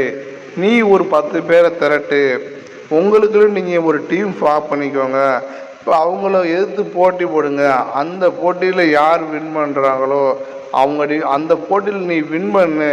இந்த உலகத்தில் ஆண் பெண்ணு இப்போ எதுவுமே கிடையாதுங்க, எந்த பேதமும் இருக்கக்கூடாது அப்படின்ற மாதிரி ஒரு ஃபார்வர்ட் ரொம்ப ஒரு அட்வைஸ்லாம் பண்ணிக்கிட்டு இருக்காரு நம்ம அந்த சின்ன பொண்ணுக்கிட்ட. இந்த மாதிரி நீ உனக்கு வந்து அந்த ஏற்ற இறக்குங்கள் அப்படி இந்த ஈகோலாம் வரவே கூடாது, அந்த மாதிரி வளர்க்கவும் கூடாது அப்படின்னு சொல்லி ஒரு தைரியத்தை கொடுக்காருங்க. கிளைமேக்ஸில் ஒரு தன்னம்பிக்கை கொடுத்து பெண்கள் எல்லாம் இப்படித்தான் இருக்கணும், ஆண்கள் கூட போட்டியெல்லாம் போடாதீங்க, அவங்கள வந்து பெருசாக நினைக்காதீங்க, ஆண்கள் பெண்கள் பெருசு சிறுசுன்னு எதுவுமே கிடையாது, எல்லாரும் மனுஷங்கள் தான், எல்லாரும் இங்கே சமந்தான். நீ வந்து என்ன பண்ணுற, நீ பெண்களாகவே இரு, நீ பெண்களாக இருந்து உயர்ந்து காட்டு, ஜெயிச்சு காட்டு, அப்போ தான் உனக்கு கெத்து அப்படின்னு சொல்லி இந்த இடத்த அப்படியே படத்தையே முடிக்கிறாங்க. சரியான ஒரு படங்க. இந்த அந்தரன் அப்படிங்கிற படம் வந்து சூப்பராக இருக்கும், எந்த மாற்றம் கிடையாது. இந்த படம் தேட்டரில் வந்து ஆல்ரெடி ஜூலை மாதமே ரிலீஸ் ஆகி நம்ம எல்லாம் மிஸ் பண்ணிட்டோம். நானே இப்போ தான் ஓடிடியில் தான் பார்த்தேன் இந்த படத்தை. தயவு செய்து இந்த படத்தை எல்லோரும் பாருங்கள். ஒரு தமிழ் படத்தில் ஒரு வித்தியாசமான கதைக்களம், வித்தியாசமான ஒரு கேரக்டரை வச்சு, இப்படி ஒரு கேரக்டரை வச்சு, அந்நியன் ஆல்மோஸ்ட் வந்துடுச்சு, அந்நியன் படத்தில் இந்த மாதிரி ஒரு கதையை கொண்டு வந்துட்டாங்க, இல்லைன்னு சொல்லலை. ஆனால் அதை வந்து ஒரு பொண்ணுக்குள்ளே இருந்தால் எப்படி இருக்கும், அந்த பொண்ணுக்குள்ளே ஒரு ஆண் இருந்தால் எப்படி இருக்கும். ஏற்கனவே பார்த்தீங்கன்னா இப்போ தான் ஒரு படம் வந்திருக்கு, பார்த்தீங்கன்னா டபுள் ஆக்குபன்சின்னு ஒரு படம் வந்திருக்கிறோம். அதுலேயும் பார்த்தீங்கன்னா ஒரு வித்தியாசமான கதைக்களம் தான் அதுவும். அதில் வந்து பார்த்தீங்கன்னா பாதி ஆணு பாதி பெண்ணு, 12 மணி நேரம் ஆணு 12 மணி நேரம் பெண்ணுன்னு சொல்லி அதில் வித்தியாசமாக காட்டியிருப்பாங்க. அதை வந்து ஏற்றுக்க முடியும். இதில் வந்து பார்த்திங்கன்னா இது ஒரு வியாதி, இது வந்து ஒரு பர்சனாலிட்டி தனக்குள்ளே இருக்கான் அப்படின்னு சொல்லி அந்த பொண்ணுக்கே தெரியாது. அவனுக்கு வந்து நடக்கிற விஷயத்த வந்து ஒரு த்ரில்லிங்காக கொண்டு போயிருக்காங்க. இந்த அடவுமே ரொம்ப புதுசாக இருக்குது. மக்களே, இந்த படத்தை நீங்கள் பார்த்துட்டீங்களா இல்லையான்னு மறக்காமல் கமெண்ட் பண்ணுங்கள். ஒருவேளை நீங்கள் பார்த்துட்டீங்கன்னா இந்த படம் உங்களுக்கு பிடிச்சிருக்கா இல்லையான்னு அதையும் கமெண்டில் சொல்லுங்கள். என்னையை பொறுத்த வரைக்கும் இந்த படம் சூப்பராக இருக்குது மக்களே, கண்டிப்பாக பார்க்கலாம். ஓடிடியில் தயவு செய்து பாருங்கள். இது G5 ஓடிடி ஆஃபில் இருக்குது. படம் சூப்பராக இருக்குது, கண்டிப்பாக பாருங்கள். சரி மக்களே, இப்போ இந்த படத்தோட மொத்த ரிவ்யூ நம்ம தெளிவாக பார்த்துட்டோம். படத்தில் வந்து ஒன்லைன் பார்த்தாச்சு, ஃபுல் மூவி ஸ்டோரி எக்ஸ்பிளைன் தெளிவாக பார்த்தாச்சு. இதுக்கப்புறம் இந்த படத்தில் யார் யார் நடிச்சிருக்காங்க, என்னென்ன கேரக்டர் பண்ணியிருக்காங்க அப்படின்னு சொல்லி இன்னும் தெளிவாக நம்ம பார்க்கலாம். அதுக்கப்புறம் இந்த படத்தோட ப்ளஸ் அண்ட் மைனஸ், நடிகளோட நடிப்பு எல்லாத்தையும் தெளிவாக பார்க்கலாம். வாங்க இப்போ அதெல்லாம் பார்க்கலாம். ஆனால் அதுக்கு முன்னாடி நீங்கள் இப்போ தான் ஃபஸ்ட் டைம் நம்ம மூவி வாய்ஸ் தமிழ் சேனலுக்கு வரீங்கன்னா மறக்காமல் நம்ம சேனலை சப்ஸ்கிரைப் பண்ணிக்கோங்க. அப்படியே இந்த வீடியோவுக்கு ஒரு லைக் பண்ணிக்கோங்க. வாங்க இப்போ நம்ம போய் இந்த படத்தோட கேரக்டர் மொத்த டீமை பற்றி தெளிவாக அலசிட்டு வரலாம். சரி மக்களே, இப்போ இந்த படத்தோட டெக்னீஷியன் டீம் மொத்தமாக இந்த படத்தில் நடிச்சிருக்கிற முக்கியமான டீமில் உள்ள எல்லாரையும் பார்க்கலாம். அப்படி நம்ம பார்க்க போகிற ஃபர்ஸ்ட் ஆள் வந்து இந்த படத்தோட டைரக்டர் தாங்க. இந்த படத்தோட டைரக்டர் பேர் சந்தோஷ் ராவணன். இவர் தாங்க இந்த படத்துக்கு கதை, திரைக்கதை, வசனம் எல்லாமே எழுதியிருக்காருங்க. இவர் தான் இந்த படத்தையும் எடுத்திருக்காரு. ஒரு நல்ல படமே சொல்லலாங்க. இந்த படத்துக்கு தயாரிப்பாளராக வந்து நம்ம CV குமார் அவர் கூட சேர்ந்து MK சாம்பசிவம், அப்புறம் அவர் KS சாம்பசிவன் சொல்லி இவர் தம்பியே தாங்க. ஆல்மோஸ்ட் 3 பேர் இந்த படத்தை வந்து தயாரிச்சிருக்காங்க. இந்த 3 பேருக்கும் கீழே ஒரு அசிஸ்டன்ட் இருக்காங்க. அந்த அசிஸ்டன்ட் வந்து இவங்க படம் போட்டவங்க, இந்த மேலே உள்ள 3 பேரும். அவங்களுக்கு கீழே இருந்து நிர்வாகம் பண்ணது எல்லாமே வந்து பார்த்திங்கன்னா K Vijayakumar, S Sudhakar, R Sundaramurthy, இவங்க 3 பேர் சேர்ந்து ஆளுக்கு ஒரு அசிஸ்டன்ட் வச்சு இந்த மாதிரி ஒர்க் பண்ணி பார்த்துட்டு இருந்திருக்காங்க. இப்போ இந்த படத்தில் வந்து நம்ம ஹீரோவாக அதிரன் பண்ணியிருக்காரு, அப்புறம் தண்டமாரி நடிச்சிருக்காங்க, அப்புறம் காட்வின் G, ஐஸ்வர்யா கண்ணன், அனுபாமா குமார் அந்த போலீஸ், அந்த ஒரு சைக்காட்டிஸ்ட்டு டாக்டராக வந்திருப்பாங்க, அப்புறம் செந்தில் குமாரி, தனலட்சுமி, MK சாம்பசிவம் தயாரிப்பாளர் அவரே இந்த படத்தில் நடிச்சிருக்காரு. அப்புறம் நம்ம பிரஜின் பத்மநாதன், பத்மன், ராஜீவ், ரமேஷ், சுஜிதா அண்ட் பிரியங்கா செல்வி, சுந்தர், இவானா, வருண், இவங்க எல்லாருமே இந்த படத்தில் நடிச்சிருக்காங்க. கிட்டத்தட்ட ஒரு 15 பேர் இந்த படம். மொத்தமே நல்லா பார்த்தா அந்த 15 பேர் கேரக்டர் தான். இப்படி ஒரு படம் இருந்தால் தான் நமக்கு அந்த கேரக்டர்லாம் மைண்டில் நிற்கும். அதில் எந்த மாற்றமும் கிடையாது. அதை டைரக்டர் பக்காவாக பிளான் பண்ணி ஒரு 15 பேரை வச்சு மொத்தமாக படத்தை முடிச்சிட்டாரு நினைக்கிறேன். இந்த படத்துக்கு வந்து மியூசிக் டைரக்டராக நம்ம SR ஹரி தான் பண்ணியிருக்காருங்க. நம்ம SR ஹரி வந்து இவர் வந்து ஏற்கனவே இதுக்கு முன்னாடி வந்து பார்த்திங்கன்னா 2 படத்துக்கு மியூசிக் பண்ணியிருக்காரு. அதாவது ஒரு படம் பார்த்திங்கன்னா காலங்களில் அவள் வசந்தம் சொல்லி 2022 ஒரு படம் வந்திருக்குங்க. அதுக்கப்புறம் பார்த்தீங்கன்னா பிள்ளையார் சுழின்னு சொல்லி 2024 ஒரு படத்துக்கு மியூசிக் டைரக்ட் பண்ணியிருக்காரு. இந்த படங்கள்லாம் பெருசாக நமக்கு வந்து அறியறதுக்கு வாய்ப்பு இல்லை. ஏன்னா இந்த வந்து சும்மா ஒரு சாதாரணமாக இருந்துச்சு. டிஜிட்டல் கிராமம்னு சொல்லி ஒரு படத்துக்கு ஒர்க் பண்ணியிருக்காரு. இப்போ இந்த அந்தரன் வேட்டைக்காரன், அதாவது த ஹண்டர், இந்த படத்துக்கு மியூசிக் டைரக்டராக இருந்திருக்காருங்க. இந்த படத்துலையும் பார்த்தீங்கன்னா பெருசாக பாட்டுகள், சாங்குகள் வந்து நம்மளை வந்து திருப்திப்படுத்தலை. அதனால் இந்த படத்துலையும் இவர் மியூசிக் டைரக்டருங்கிறது வெளியே தெரிய வாய்ப்பே கிடையாது. அதுதான் உண்மை. அடுத்து இந்த படத்துக்கு வந்து சினிமாட்டோகிராஃபி, அதாவது நம்ம ஒளிப்பதிவாளர் கேமராமேன் வந்து நம்ம கிஷோர் ராமச்சந்திரன் அவர் தாங்க ஒர்க் பண்ணியிருக்காரு. இவர் வந்து பார்த்திங்கன்னா இவருக்கு இதுதாங்க ஃபஸ்ட்டு படம். வேறு எந்த படத்துலையும் இதுக்கு முன்னாடி அவர் ஒர்க் பண்ணல. இவர் வந்து நம்ம டைரக்டரோட ஃப்ரெண்டு, டைரக்டருக்கும் ஆல்மோஸ்ட் இதுதான் ஃபஸ்ட்டு படம். அவங்க 2 பேரும் சேர்ந்து இந்த படத்தை ஃபஸ்ட்டு அவர் டைரக்ட் பண்ணுறாரு, இவர் கேமராமேனாக ஒர்க் பண்ணிடுறாருங்க. இந்த படத்துக்கு கேமராமேன் ரொம்ப ரொம்ப முக்கியம். கண்டிப்பாக இவர் அடுத்தடுத்து பெரிய லெவலில் போவார்.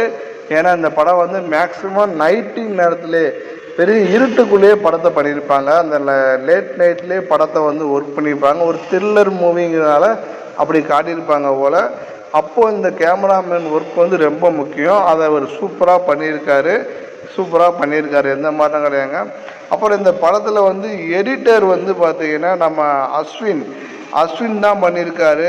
அப்புறம் சதீஷ் குரசேவரா இவங்க 2 பேரும் சேர்ந்து எடிட்டிங்கில் ஒர்க் பண்ணியிருக்காங்க.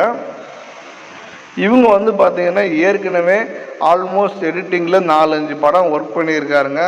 அப்படி பார்த்திங்கன்னா இவர் 2025 கைலன்னு சொல்லி ஒரு படம் பண்ணியிருக்காரு. அப்புறம் வந்து பார்த்திங்கன்னா அதே 2025 காதலும் டைட்டானிக்னு சொல்லி ஒரு படம் பண்ணியிருக்காருங்க. அதான் காதலும் கவுந்து போகும் அப்படின்னு ஒரு படம். அப்புறம் சூதுகவும் 2 படத்துக்கு இவர் தாங்க எடிட்டிங் பண்ணியிருக்காரு. அப்புறம் பேச்சுன்னு சொல்லி ஒரு த்ரில்லர் மூவிக்கு சூப்பராக எடிட் பண்ணியிருக்காரு. அப்புறம் யாழ், பீஸா 3, கொற்றவை, கர்சில்லா, பிரியாமணி, மயூரன், பொம்மை வீட்டு டைரிகள், இவர் படம் எடிட்டிங் பண்ணது எல்லாமே பார்த்திங்கன்னா ஆல்மோஸ்ட் த்ரில்லர் மூவி தாங்க. எல்லா படமும் த்ரில்லர் படத்துக்கு தான் இவங்க எடிட்டிங் பண்ணியிருக்காங்க. அப்படி ஒரு த்ரில்லர் படத்துக்கு எடிட்டிங் பண்ணதால இப்போயும் ஒரு த்ரில்லர் படத்துக்கு தான் எடிட்டிங் பண்ணியிருக்காரு. சூப்பராக பண்ணியிருக்காருங்க. எடிட்டிங் ரொம்ப முக்கியம். ஏன்னா அதை கரெக்டாக அதை கட் பண்ணி நிப்பாட்டும் போது தான் நமக்கு அந்த இது வந்து புரியும். அப்புறம் இன்னொரு எடிட்டர் வந்து சதீஷ் குரசேவா, அவரும் இந்த படத்துக்கு ஆல்மோஸ்ட் எடிட்டிங் பண்ணியிருக்காருங்க. இவர் வந்து பார்த்திங்கன்னா இவர் வந்து ஆல்ரெடி 2008 மார்கழி ராகம்னு ஒரு படத்தில் ஒர்க் பண்ணியிருக்காரு. அப்புறம் அதர்ம கதையில் ஃபஸ்ட்டு நம்ம இந்த படத்தில் இந்த அந்தரன் த ஹண்டர் படத்தில் வந்து யாரை பற்றி பார்க்க போகிறோம்னா இந்த படத்தோட டைரக்டர் பற்றி தான் பார்க்க போகிறோம். இந்த படத்தோட டைரக்டர் வந்து வித்தியாசமாக ஒரு யோசிச்சிருக்காருங்க. நம்ம சந்தோஷ் ராவணன். அவர் வந்து இவர் பேரே பார்த்தீங்கன்னா சந்தோஷ் ராவணன். ஒன்று சந்தோஷ் வை இல்லை ராவணன் வை. அது என்ன சந்தோஷ் ராவணன் சொல்லி ஒரு வித்தியாசமான பேர் இருக்குது. அந்த பேருக்கு ஏற்ற மாதிரி இந்த கதையிலையும் பார்த்தீங்கன்னா வித்தியாசமான கதை தான். இந்த கதை வந்து ஆல்ரெடி அந்நியன் படத்தில் வந்துருச்சு. இந்த மாதிரி மல்டி பர்சனாலிட்டின்னு சொல்லி ஒரு கேரக்டர் எடுத்து அந்த ஒரு படம் நல்லா ஒரு 3 கேரக்டரை கொடுத்து சூப்பராக பண்ணியிருப்பாங்க. அதில் வந்து பார்த்திங்கன்னா ஹீரோவுக்குள்ளே 3 பேர் இருப்பாங்க. ஹீரோவுக்கு தெரியாமல் இருக்கும். அதை வந்து அந்நியங்க கேரக்டர் வந்து உலகத்தில் உள்ள நாட்டில் உள்ள மக்கள் வந்து தப்பு பண்ணுற எல்லாரையும் கொலை பண்ணுற மாதிரி கொடுத்துருப்பாங்க. ஆனால் இந்த படத்தில் வந்து பார்த்திங்கன்னா ஹீரோயினுக்குள்ளே ஒரு மல்டி பர்சன். அது வந்து பார்த்திங்கன்னா இதில் வித்தியாசம் என்னென்னா ஹீரோயினுக்குள்ளே இருக்கிறது வந்து ஆம்பளை, பொம்பளை கிடையாது. நம்ம அந்நியன் படத்தில் வந்து அவருக்குள்ளே இருந்த 2 பேருமே வந்து ஆண் தான் இருந்தாங்க, பெண் இல்லை. இதுதான் அந்த வித்தியாசமான இது வந்து அந்த யோசனை வந்து எப்படி வந்து நம்ம டைரக்டருக்கு தெரியல. நம்ம சந்தோஷ் ராவணன் வந்து ஒரு வித்தியாசமாக யோசிச்சிருக்காருன்னே சொல்லலாம். அதுக்கு ஏற்ற மாதிரி ஒரு இது வந்து த்ரில்லர் மூவி. முக்கியமாக த்ரில்லர் மூவிக்கு வந்து திரைக்கதை அந்த ட்விஸ்டெல்லாம் பார்த்திங்கன்னா அருமையாக இருக்கணும். கரெக்டான இடத்துல சரியாக ஒர்க் அவுட் ஆகுது தான் அந்த படம் வந்து சூப்பர் ஹிட் ஆகும். அதை வந்து பக்காவாக ஒர்க் பண்ணியிருக்காருங்க. என்ன ஒரு மிகப்பெரிய தப்பு பண்ணிட்டாருன்னா ஒரு சின்ன டீமை வச்சு எடுத்ததால தான் இந்த படம் வந்து பெருசாக மக்களுக்கு தெரியல. இப்போ வந்து ஓடிடியில் ரிலீஸ் ஆனது பிறகு எல்லோரும் நிறைய பேர் இந்த படத்தை பார்த்துட்டு அருமையாக பாராட்டிக்கிட்டு இருக்காங்க. நல்லாவே விமர்சனம் நல்லபடியாக போய்கிட்டு இருக்கு. ஆனாலும் இந்த படம் தேட்டரில் ரிலீஸ் ஆன டயத்தில் வந்து பெருசாக மக்கள் யாருக்கும் தெரியப்படுத்தலை. ஏன்னா அதுக்கு முக்கியமான காரணம் மியூசிக் டைரக்டர் தாங்க. இந்த படத்தில் பேக்ரவுண்ட் மியூசிக் அருமையாக போட்டிருந்தாருன்னா சூப்பராக கண்டிப்பாக அந்த மியூசிக் வந்து எல்லா இடத்துலையும் வைரல் ஆகிருக்கும். இந்த படம் எந்த படம் யார் ஹீரோன்னு சொல்லி தேடி இருப்பாங்க. மக்கள் கண்டிப்பாக அதை பற்றி பார்த்துருப்பாங்க, தெரிஞ்சுக்க ஆசைப்பட்டுருப்பாங்க. அவ்வளவா ஒன்றும் த்ரில்லர் மூவிக்கு ஏற்ற மாதிரி மியூசிக் கொடுக்கல மியூசிக் டைரக்டர். மியூசிக் டிபார்ட்மெண்ட்டு நம்ம தனியாக பார்க்கலாம். இப்போதைக்கு டைரக்டரை பற்றி முழுசாக பார்த்துக்கலாம். இவர் யோசித்த விதம் வந்து சூப்பராக இருந்துச்சுங்க. நல்ல ஒரு கதை எடுத்து அதில் வந்து இந்த பொண்ணுக்குள்ளே ஒரு பையனை வச்சு அதை வந்து சூப்பராக வச்சுருக்காருங்க. படத்தை முடிக்கும் போது கூட நல்ல ஒரு தத்துவத்தோடு முடிச்சிருக்காரு. ஒவ்வொரு ட்விஸ்ட்டையும் வந்து அழகாக எக்ஸ்பிளைன் பண்ணி, இதுதான் முக்கியம். த்ரில்லர் மூவிக்கு முக்கியமே இதுதான் பார்த்துவாங்க. அடுத்து என்ன நடக்கும்னு அதை காட்டாமல் டக்குன்னு கொண்டு போயிடுறது சூப்பர். அதுக்கப்புறம் அதை நமக்கு ரிவ்யூ பண்ணணும். இதான்ப்பா அங்கே நடந்துச்சு அப்படி சொன்னால் தான் நமக்கு அதை வந்து மனசுக்குள்ளே நிற்கும். பார்க்கும்போது சூப்பர்ப்பா அப்படின்னு தோணும். அதை வந்து நம்ம டைரக்டர் சந்தோஷ் ராவணன் கரெக்டாக மனுஷங்களோட, அதாவது தேட்டரில் பார்க்குற ரசிகரில் வந்து அந்த த்ரில்லர் மூவி பார்க்குறவங்க எல்லாருக்குமே கண்டிப்பாக இந்த படம் பிடிக்கும். அந்த ரசிகர்களின் உணர்ச்சியும் அவங்க எப்படி ரசிப்பாங்கங்கிறது கரெக்டாக கணிச்சு இந்த படத்தை எடுத்திருக்காரு. கொஞ்சம் லோ பட்ஜெட் படங்கனால கொஞ்சம் சில இடங்கள் கொஞ்சம் பார்க்கும்போது சரியாக தெரியல. பட்ஜெட் நல்லா பெருசாக இருந்தால் இந்த படத்துக்கெல்லாம் நம்ம ஒரு பெரிய ஹீரோ நம்ம விஷ்ணு விஷாலை கூட போட்டிருக்கலாம். ஏன்னா ராட்சசன் படத்தில் சூப்பராக நடிச்சிருந்தார். அந்த மாதிரி ஒரு போலீஸ் கேரக்டரில் தான் ராட்சசன் அவர் நடிச்சிருந்தார். அந்த மாதிரி இதுலேயும் தான் ஒரு கேரக்டர் நம்ம செலியன் ஹீரோ பண்ணியிருக்காரு. ரொம்ப வருஷம் கழித்து இவர் வந்து சினிமாவில் வந்து ஹீரோவாக ட்ரை பண்ணியிருக்காருங்க. இதுக்கு முன்னாடி ஹீரோவாக ஒர்க் பண்ணியிருக்காரு. ஆனால் இப்போ தான் ரொம்ப வருஷம் கழித்து ஹீரோவாக மறுபடியும் பண்ணியிருக்காரு. அந்த கதை தேர்வு நல்லா இருந்துச்சு. ஹீரோ, ஹீரோயின், ஹீரோயினோட அப்பா, இப்படி டைரக்டர் யோசிச்ச வந்து அந்த கதை தேர்வு ரொம்ப முக்கியம். அப்படி அவங்க தேர்ந்தெடுத்த கதாபாத்திரங்கள் எல்லாமே கரெக்டாக நடிச்சிருந்தாங்க. படத்துக்கு என்ன தேவையோ அதை பர்ஃபெக்டாக ரொம்ப நீட்டாக பர்ஃபெக்டாக கொடுத்துருந்தாங்க. அதில் எந்த மாற்றமும் கிடையாதுங்க. அவங்கவுங்க நல்லா நடிச்சிருந்தாங்க. திரைக்கதை சூப்பராக இருந்துச்சு. டைரக்டர் கரெக்டாக அவர் என்ன சொல்ல நினச்சாரோ அதை வந்து சமூக கருத்து மூலியமாக சொல்லிட்டாரு. த்ரில்லர் படம் எடுத்தது த்ரில்லர் படமாக கொடுத்துட்டாரு. லவ் மூவி எடுத்தது நல்லா லவ் மூவியாக கொடுத்துட்டாரு. என்ன ஒரு இந்த படத்தில் டைரக்டர் பண்ண மிஸ் பண்ணால் ஒரு சீன் தான் மியூசிக் டைரக்டர் தான். அவருக்கு ஏன் புது மியூசிக் டைரக்டர் கண்டிப்பாக கொஞ்சம் ஒரு வித்தியாசம் இருக்கும். போக கண்டிப்பாக நல்லா வருவார்னு தோணுது. ஆனால் இந்த படத்தில் வந்து கொஞ்சம் பெரிய ஒரு மியூசிக் டைரக்டர் போட்டு இந்த அண்ணன் ஜாம்சீஸ் எல்லாம் போட்டுக்கலாம். அவரெல்லாம் அந்த மாதிரி த்ரில்லிங் நல்லா கொடுப்பாரு. இல்லை ஜிப்ரானை கொடுத்துருக்கலாம். அந்த மாதிரி ஒரு மியூசிக் டைரக்டரை போய் மியூசிக் கொடுத்துருந்தாருன்னா கண்டிப்பாக அந்த படம் அருமையான ஹிட் ஆகிருக்கும். இப்போவும் நல்லா தான் இருக்குது. அதில் எந்த மாற்றம் கிடையாதுங்க. படத்தை பற்றி எந்த குறையும் கிடையாது. படம் சூப்பராக இருக்குது. டைரக்டர் தரமாக கொடுத்துருக்காருன்னே சொல்லலாம்.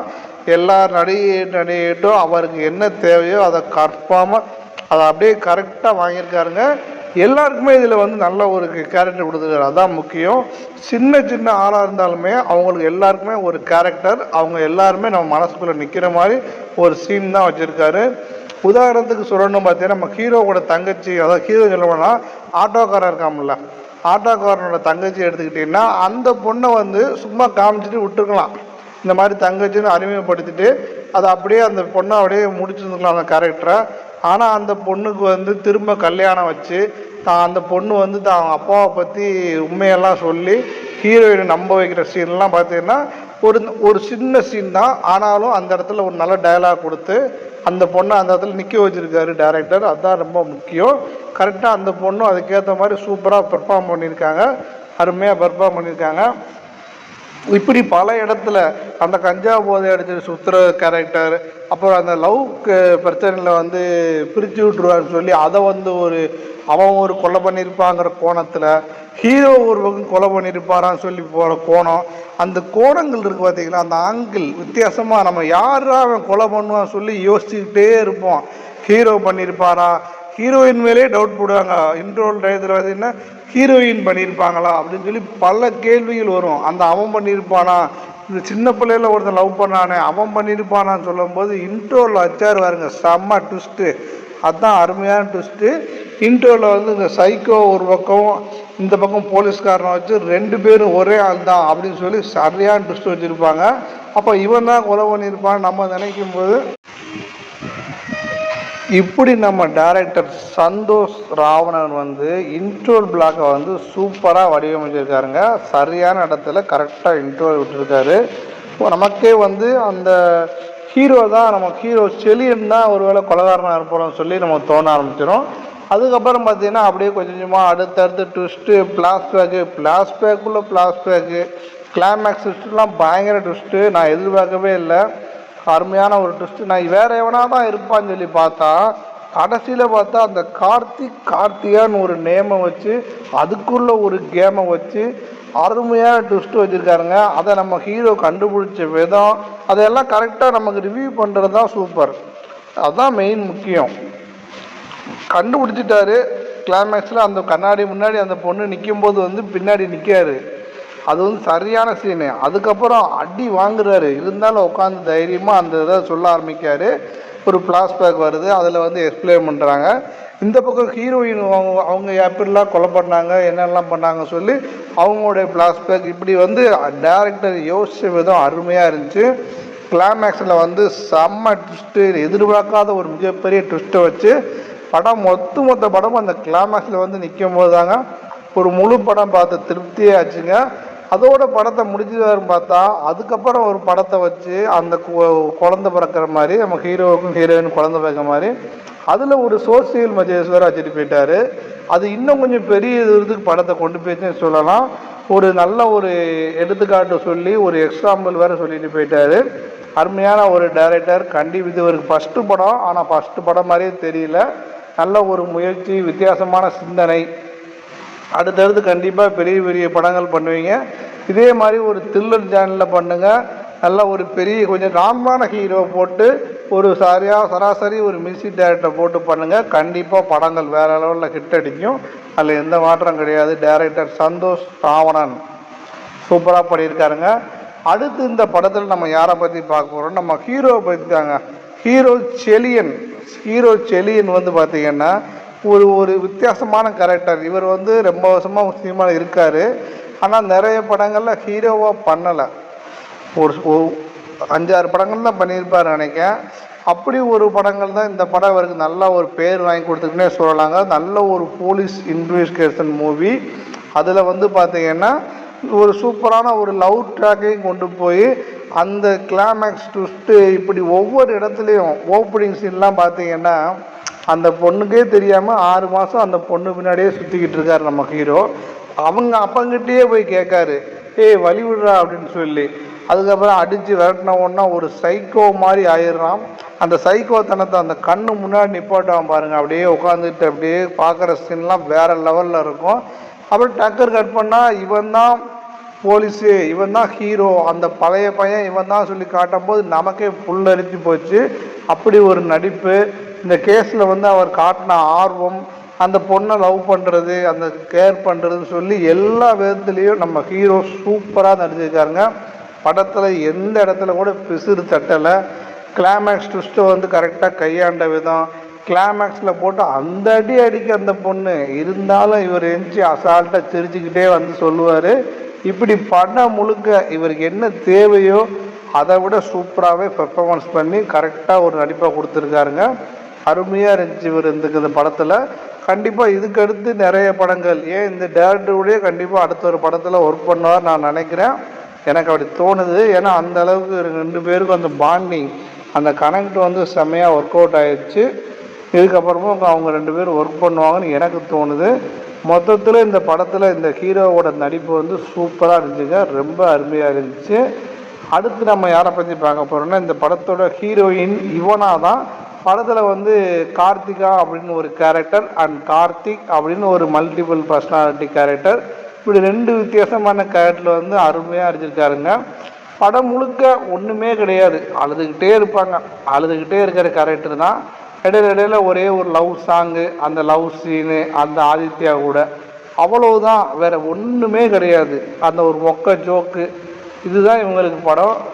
2 மணி நேரம் படம்னா அதில் 1.5 மணி நேரம் இவங்க வந்து அழுதுகிட்டு இருக்கிற மாதிரி தான் சீனேவும். அடுத்த 1/2 மணி நேரம் தூக்கி சாப்பிட்டாங்க. டைரக்டர், ஹீரோ எல்லாரையும் தூக்கி சாப்பிட்டு நான் தான்டா, நான் இருக்கேன்டான்னு சொல்லி அப்படி கால் மேலே கால் போட்டு நிற்கிறது இந்த கார்த்திக்னு சொல்லி. அந்த லிப்ஸ்டிக் அந்த யோசனை வந்து செம்ம. அந்த லிப் மார்க் கொடுக்கறது, அந்த கண்ணை அப்படியே தடவிடுற அந்த ஒரு உமா கொடுக்குற சீன்லாம் சூப்பராக இருக்கும். ரியலாக பண்ணியிருப்பாங்க. மல்டிபிள் பர்சனாலிட்டி இருக்கிற ஒரு பொண்ணு வந்து இப்படிலாம் இருப்பாங்களா, அந்த ஆள் வந்து இப்படிலாம் யோசிப்பாங்களான்னு நமக்கு தெரியாது. ஆனால் செய்வாங்க. ஏற்கனவே அந்நியன் படம் பார்த்துருக்கோம். அந்த படத்தை மாதிரியே இதுலேயே வந்து கொண்டு வந்திருக்காரு. ஒரு நல்ல ஒரு நடிப்பு ஒடிஞ்சிருக்காங்க இந்த படத்தில் வந்து. அதில் அந்த கிளைமேக்ஸில் அவனுக்கு உண்மை தெரிஞ்ச உடனே தெரிஞ்சிருச்சான்னு சொல்லி காஞ்சனா மாதிரி ஒரு டயலாக் பேசுவாங்க போது தான் எடுத்த உடனே ஃபைட்டு போட்டு பொழக்க ஆரம்பிச்சிடுறாங்க ஹீரோவை. ஹீரோ போட்டு அந்த அடி வாங்கிட்டு இருக்கான். அப்புறம் அவங்க எப்படியெல்லாம் லவ் அந்த பையன் வந்து அந்த மல்டிபிள் பர்சனாலிட்டியாக அந்த கார்த்திக் கேரக்டர் வந்து ஹீரோயினை வந்து எப்படியெல்லாம் லவ் பண்ணுறான், என் லவ் தான் உண்மை, நான் தான் உண்மை அப்படின்னு சொல்லி அவன் பேசுகிற சீன்லாம் பார்த்தீங்கன்னா ரொம்ப எமோஷனாகவும் இருக்கும், உண்மையான கூட. ஏன்னா இது வந்து சொல்லவே முடியாது, இது வந்து எப்படி காதல் ஏற்றுக்க முடியும். ஆனாலும் அதை அவன் காதல் நம்புவான். அவன் உடம்புல இருந்து அவனே அவன் ரசிச்சுக்கிட்டு இருப்பான். அவளையேவும் உடம்புல ட்ரெஸ் இல்லாமல் கண்ணாடி முன்னாடி தின்னு அதை பார்த்து ரசிக்கிறது தான் இவனோட முழு வேலையவும். அடுத்து இந்த பொண்ணுக்கிட்ட யாராவது காதல் கல்யாணம் சொல்லி வந்தால் அவனை கொல்றது தான் ஒரு கேரக்டர். இப்படி ஒரு கேரக்டர் அப்படி பண்ணுறது ஒரு ஆண் பண்ணால் கண்டிப்பாக செட் ஆகும், அதை வந்து ஏற்றுப்பாங்க. ஆனால் இது ஒரு பெண் பண்ணால் எப்படி இருக்கும், அதுதான் கதை. அந்த இடம் தான் ட்விஸ்டேவும். அப்படி யோசிச்சிருக்காங்க நம்ம டைரக்டர்.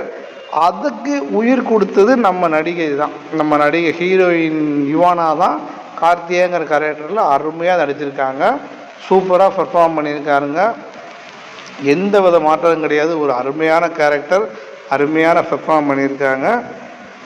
அடுத்து இந்த படத்தில் நம்ம யாரை பற்றி பார்க்க போகிறோம்னா, இந்த படத்தில் வந்து பார்த்திங்கன்னா நிறைய பேர் இருக்காங்க, நிறைய கேரக்டர்கள் இருக்குது. அப்படி நம்ம பார்க்க போகிற கேரக்டர் வந்து இந்த படத்தோட முக்கியமான ஆள் தண்டாயுதபாணின்னு சொல்லி ஒரு அண்ணன், அதாவது நம்ம ஹீரோயினோட அப்பாவாக நடிச்சிருப்பாங்க.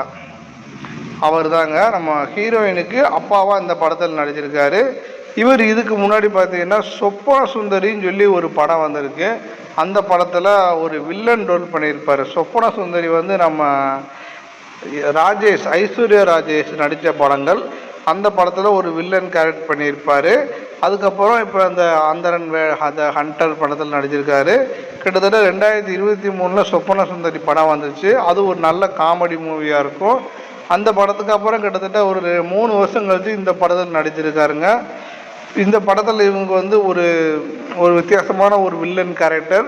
ஆனால் கடைசியில் திருந்தி ஒரு நல்லவனார தான் பொண்ணுக்கு வந்து எப்படியாவது கல்யாணம் ஆனால் போதும் அப்படின்னு உண்மையிலே ஒரு அப்பனாக இருந்தால் எப்படி இருப்பான். ஜாதின்னு சொல்லி பிடிச்சிட்டு அலையாமல், டேய் நான் அதெல்லாம் முடித்து ரொம்ப வருஷம் ஆச்சு, இப்போதைக்கு என் பொண்ணு நல்லபடியாக இருந்தால் போதும் சொல்லி அந்த எந்த முக்கியமான விஷயம் பாருங்கள், யாரை அடித்தானோ அந்த பையன் சின்ன பையனாக இருக்கும்போது நீ ஒரு கீழ் ஜாதினான்னு சொல்லி அந்த பையனை அடித்தானோ அதே ஆள் தான் இப்போ வந்து என் பொண்ணு வாழ்க்கை நல்லா இருந்தால் போதும், நீ யாருன்னு நான் கவலைப்படலை, நீ வந்து நான் பழைய ஆளாக இருந்தால் உன்னை வெட்டியிருப்பேன், ஆனால் இப்போ நான் அப்படி கிடையாது, இப்போ நான் ஒரு நல்ல அப்பனாக இருக்கேன்னு சொல்லி திருந்திட்டாரு சொல்லி காட்டுற விஷயங்கள் சூப்பராக இருந்துச்சு. அது ஒரிஜினலாக எல்லா மனுஷங்களும் பண்ணால் நல்லாயிருக்கும். கதைக்காண்டி இவர் பண்ணியிருக்காரு, அதுவும் நல்லாவே இருந்துச்சு. படத்தில் நிறைய விஷயங்கள் ரியாலிட்டிக்காக பண்ணியிருக்காருங்க. அதாவது ஃபைட் சீனு நிறைய இடத்துல பார்த்திங்கன்னா இவர் வந்து ஒரு உண்மையான அப்பா மாதிரியே நமக்கு தோண வச்சுருப்பார். இந்த படத்துலேயும் நல்லாவே நடிச்சிருக்காருங்க. ரியல் லைஃப்லேயும் ஒரு உண்மையான அப்பாவாக நல்ல அப்பாவாக இருப்பார் நான் நினைக்கிறேன். அடுத்து இந்த படத்தில் நம்ம யாரை பற்றி பார்க்க போகிறோம்னா ஐஸ்வர்யா கண்ணன். அவங்க தாங்க. ஐஸ்வர்யா கண்ணன் வந்து ஒரு முக்கியமான கேரக்டர் பண்ணியிருக்காங்க. ஆல்மோஸ்ட் இவங்களுக்கு இதுதான் ஃபஸ்ட்டு படம். அதாவது இவங்க வந்து என்ன பண்ணியிருக்காங்க பார்த்தீங்கன்னா நம்ம ஹீரோவுக்கு தங்கச்சியாக நடிச்சிருப்பாங்க. அந்த வந்து ஹீரோயின் வந்து தான் அப்பா மேலே பயங்கர கோபத்தில் இருப்பாங்க. அப்படி அவங்க கோபத்தில் இருக்கும்போது இவங்க சொல்கிற அந்த வார்த்தை தான் நம்ம ஹீரோயின் மனசையே மாற்றுது. சரி நம்ம அப்பா மேலே எந்த தப்பும் இல்லை அப்படின்னு முடிவு பண்ணதுக்கப்புறம் தான் அவங்க வந்து ஹீரோயின் வந்து மனசே மாறி இதரம் பண்ணுறாங்க. இப்படி நிறைய விஷயங்கள் அவங்க வந்து பண்ணிக்கிட்டு இருக்காங்க.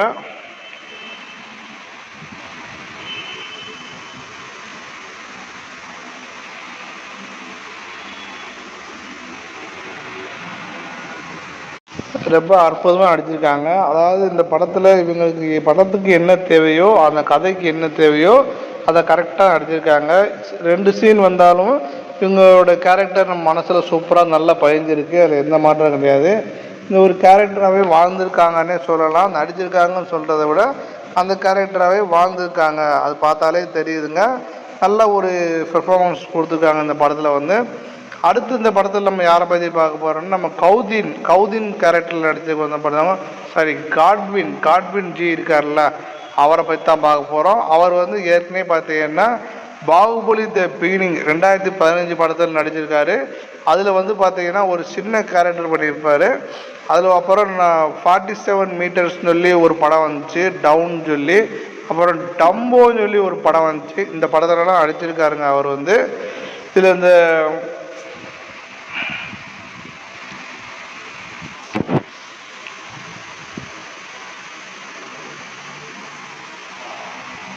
அப்புறம் நம்ம பார்க்க போகிறது பார்த்தீங்கன்னா நம்ம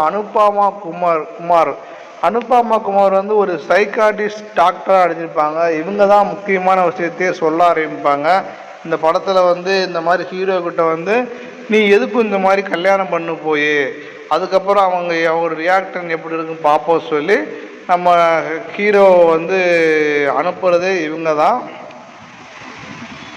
ஆக்சுவலாக பார்த்தீங்கன்னா இவங்க வந்து ஒரு ஆடை வடிவமைப்பாளர், அதாவது ட்ரெஸ்ஸிங் டிசைனர் இவங்க வந்து. ஆனால் இந்த படத்தில் வந்து சம்முன்னு ஒரு கேரக்டர் பண்ணியிருக்காங்க. இதுக்கு முன்னாடி இவங்க வந்து சார்பேட்டா பரம்பரை படத்தில் வந்து நம்ம ஹீரோவுக்கு அம்மாவும் அடிச்சிருப்பாங்க, பாக்யம் சொல்லி ஒரு கேரக்டரில். அப்புறம் துப்பாக்கி படத்தில் ஒரு சின்ன கேரக்டர் பண்ணியிருக்காங்க. அப்புறம் இஸ்கியான்னு சொல்லி ஒரு ஹிந்தி படத்தில் வந்து நடிச்சிருக்காங்க, அதில் மஞ்சுங்கிற கேரக்டர். அப்புறம் நம்ம விக்ரம் படத்தில் வந்து டேவிட்ங்கிற ஒரு படத்தில் வந்து ஒரு நடிகையாக ஒரு கேரக்டர் பண்ணியிருக்காங்க. இவங்க ஆடை வடிவமைப்பாலும் நிறைய படத்தில் ஒர்க் பண்ணியிருக்காங்க. ஒரு படத்தில் மட்டும் ஒர்க் பண்ணியிருக்காங்க. நடிகையாக இது வரைக்கும் 60 படத்தில் ஒர்க் பண்ணியிருக்காங்க. நிறைய படங்கள், அது ஆண் பாவம் பொல்லாத படத்தில் கிளைமேக்ஸில் வந்து ஒரு சரியான டயலாக் சொல்லுவாங்க ஒருத்தவங்க.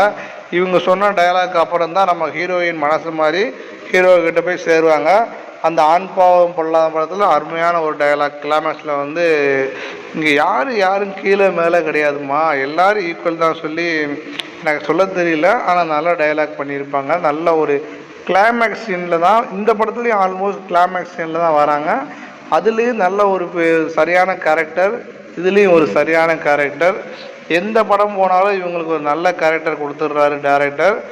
அதில் இதுலேயும் சூப்பராக செவிச்சிட்டாங்க. அப்புறம் இந்த படத்தில் வந்து நம்ம செந்தில் குமாரியை பற்றி தான் பார்க்க போகிறோம். செந்தில் குமாரி வந்து ஏற்கனவே பார்த்திங்கன்னா உசுரே அப்படின்னு சொல்லி 2025 ஒரு படம் பண்ணியிருக்காங்க. அப்புறம் ஆல் பாஸ்ன்னு சொல்லி 2026 இப்போ வந்த படம் தான் ஒரு படம் நடிச்சிருக்காங்க. அந்த உசுரே படத்தில் வந்து நாகம்மா அப்படின்னு ஒரு கேரக்டர் பண்ணியிருக்காங்க. அப்புறம் ஆல் பாஸுங்கிற படத்தில் வந்து ஒரு சின்ன கேரக்டர் மட்டும்தான், பெருசாக அவங்களுக்கு வந்து தெரியலை. அதே மாதிரி தான் இந்த அந்தரன் வித ஹண்டர் படத்தில் கூட பெருசாக எந்த ஒரு கேரக்டரும் கொடுக்கல இவங்களுக்கு வந்து. இவங்க வந்து எமின்னு ஒரு படம் பண்ணியிருக்காங்க. அதில் நம்ம ஹீரோ சிவாவோட அம்மாவாக நடிச்சிருக்காங்க. எமி படத்தில் வந்து இவங்க வந்து அவங்களுக்கு என்ன தேவையோ அதை பர்ஃபெக்டாக பண்ணியிருக்காங்க. படத்தில் எப்படி நடிக்கணுமோ அதுக்கு ஏற்ற மாதிரி அப்படி நடிச்சிருக்காங்க. அதில் எந்த மாற்றம் கிடையாதுங்க. இதுபோக தனலட்சுமி அவங்க வந்து ஒரு அருமையான கேரக்டர் பண்ணியிருக்காங்க. நடிச்சிருக்காங்கன்னு சொல்கிறத விட இந்த படத்தில் வந்து நல்லா வாழ்ந்திருக்காங்கன்னே சொல்லலாம். அவங்க சின்ன சின்ன சீன்ஸ் வந்தாலுமே கரெக்டான ஒரு கேரக்டர் சூப்பராக பண்ணியிருக்காங்க. அப்புறம் எம்கே சாம்பசிவம், இவர் வந்து ப்ரொடியூசர், இவரே இந்த படத்தில் ஒரு சின்ன ரோல் பண்ணியிருக்காரு. அருமையான ஒரு ரோலு. டைலாக்கள் வசனங்கள் அதிகமாக இல்லைனாலும் கண் பார்வையிலையும் பேஸ் எக்ஸ்பிரஸ்லையும் சூப்பராக ஒர்க் பண்ணியிருக்காருங்க. இதுபோக பிரிட்ஜின் பத்மநாதன், இவர் வந்து அருமையாக நடிப்பை கொடுத்துருக்காரு. 2 சீன் தான் வந்திருப்பார், இருந்தாலும் சூப்பராக ஒரு நடிப்பை கொடுத்துட்டு போயிட்டாருங்க. அடுத்து இந்த பாத்மன் வந்து இவரும் அந்த 2 சீன் தான். ஏன்னா இவங்க எல்லாருமே அந்த கொலை கரெக்டில் வருவாங்க. ஒருத்தர் மாடியிலேருந்து குதிச்சாவாம்ல அவன், அப்புறம் அந்த ராலி அடிச்சாகிறது, இவங்க தான் இந்த கேரக்டர்கள். பெருசாக இவங்களுக்கு சீன் இல்லை, பெருசாக டயலாக்களும் இல்லை. அவங்க வராங்க, அந்த பொண்ணுக்கிட்ட பேசுகிறாங்க, பொண்ணை தொடுறாங்க, செத்து போயிடுறாங்க. இவங்க தான் இவங்களுக்கு கேரக்டர். அதனால் பெருசாக இவங்களுக்கு எந்த கேரக்டர் இல்லை. அப்புறம் ராஜீவ்ங்கிற ஒரு கேரக்டர், அந்த ராஜீவ் வந்து நம்ம சின்ன பையனாக நடிச்சிருப்பான். நம்ம ஹீரோ வந்து 16 வயசுல இருந்தால் எப்படி இருப்பான் அந்த கேரக்டர் பண்ணியிருப்பார். அவர் வந்து அந்த கேரக்டருக்கு எப்படி இருக்கணும், அந்த லவ் எப்படி இருக்குங்கிறத கரெக்டாக நடிச்சிருப்பார். அவருக்கு இதாங்க ஃபஸ்ட்டு படம், வேறு எந்த படத்தில் இதுக்கு போய் நடிக்கலை. அந்த படத்தில் வந்து ஒரு அருமையான ஒரு அந்த பொண்ணுக்கே தெரியாமல் ஒரு லவ்வபிள் கேரக்டர், ஆனால் அவங்க அப்பங்காரன் வந்து அடித்து விரட்டினதுக்கப்புறம் ஒரு சைக்கோ மாதிரி மாறுறதை பார்க்கும்போது சூப்பராக இருந்துச்சு. அப்படியே உண்மையாக அவன் சைக்கோ மாட்டாமல் போகலாம் அப்படி தான் நமக்கு தோணுச்சு. டக்குன்னு அங்கே கட் பண்ணி பட்டு இந்த ஹீரோ தான் அந்த பையன் சொல்லும்போது ஒரு நல்ல டிரான்ஸ்ஃபர்மேஷன் நல்லா பண்ணியிருந்தாங்க. அப்புறம் ரமேஷ் அப்படிங்கிற ஒரு பையனை பற்றி பார்க்கணும். அந்த பையன் யாரும் பார்த்தீங்கன்னா இவங்களுக்கு வந்து இந்த படத்தில் ஃப்ரெண்டாக நடிச்சிருப்பான். ஓப்பனிங்கில் பார்த்தீங்கன்னா ஒரு ஃப்ரெண்டாக வரான் பார்த்தீங்கன்னா அந்த சின்ன பையன் ஹீரோவுக்கு அவன் தாங்க.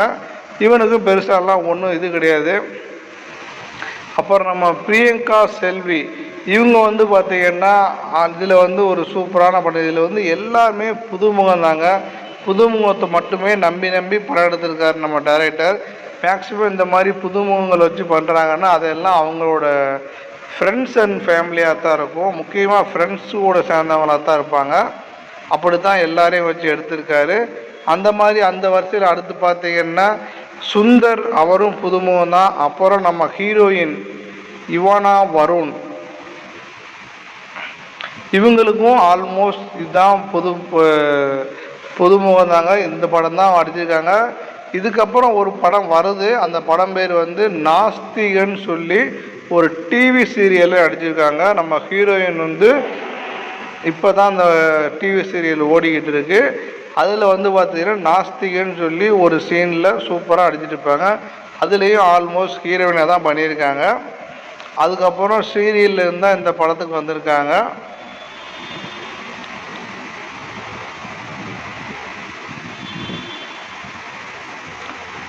இப்போ நம்ம அடுத்து யாரை பற்றி பார்க்க போகிறோம்னா இந்த படத்துக்கு மியூசிக் டைரக்டர் பற்றி தாங்க பார்க்க போகிறோம்.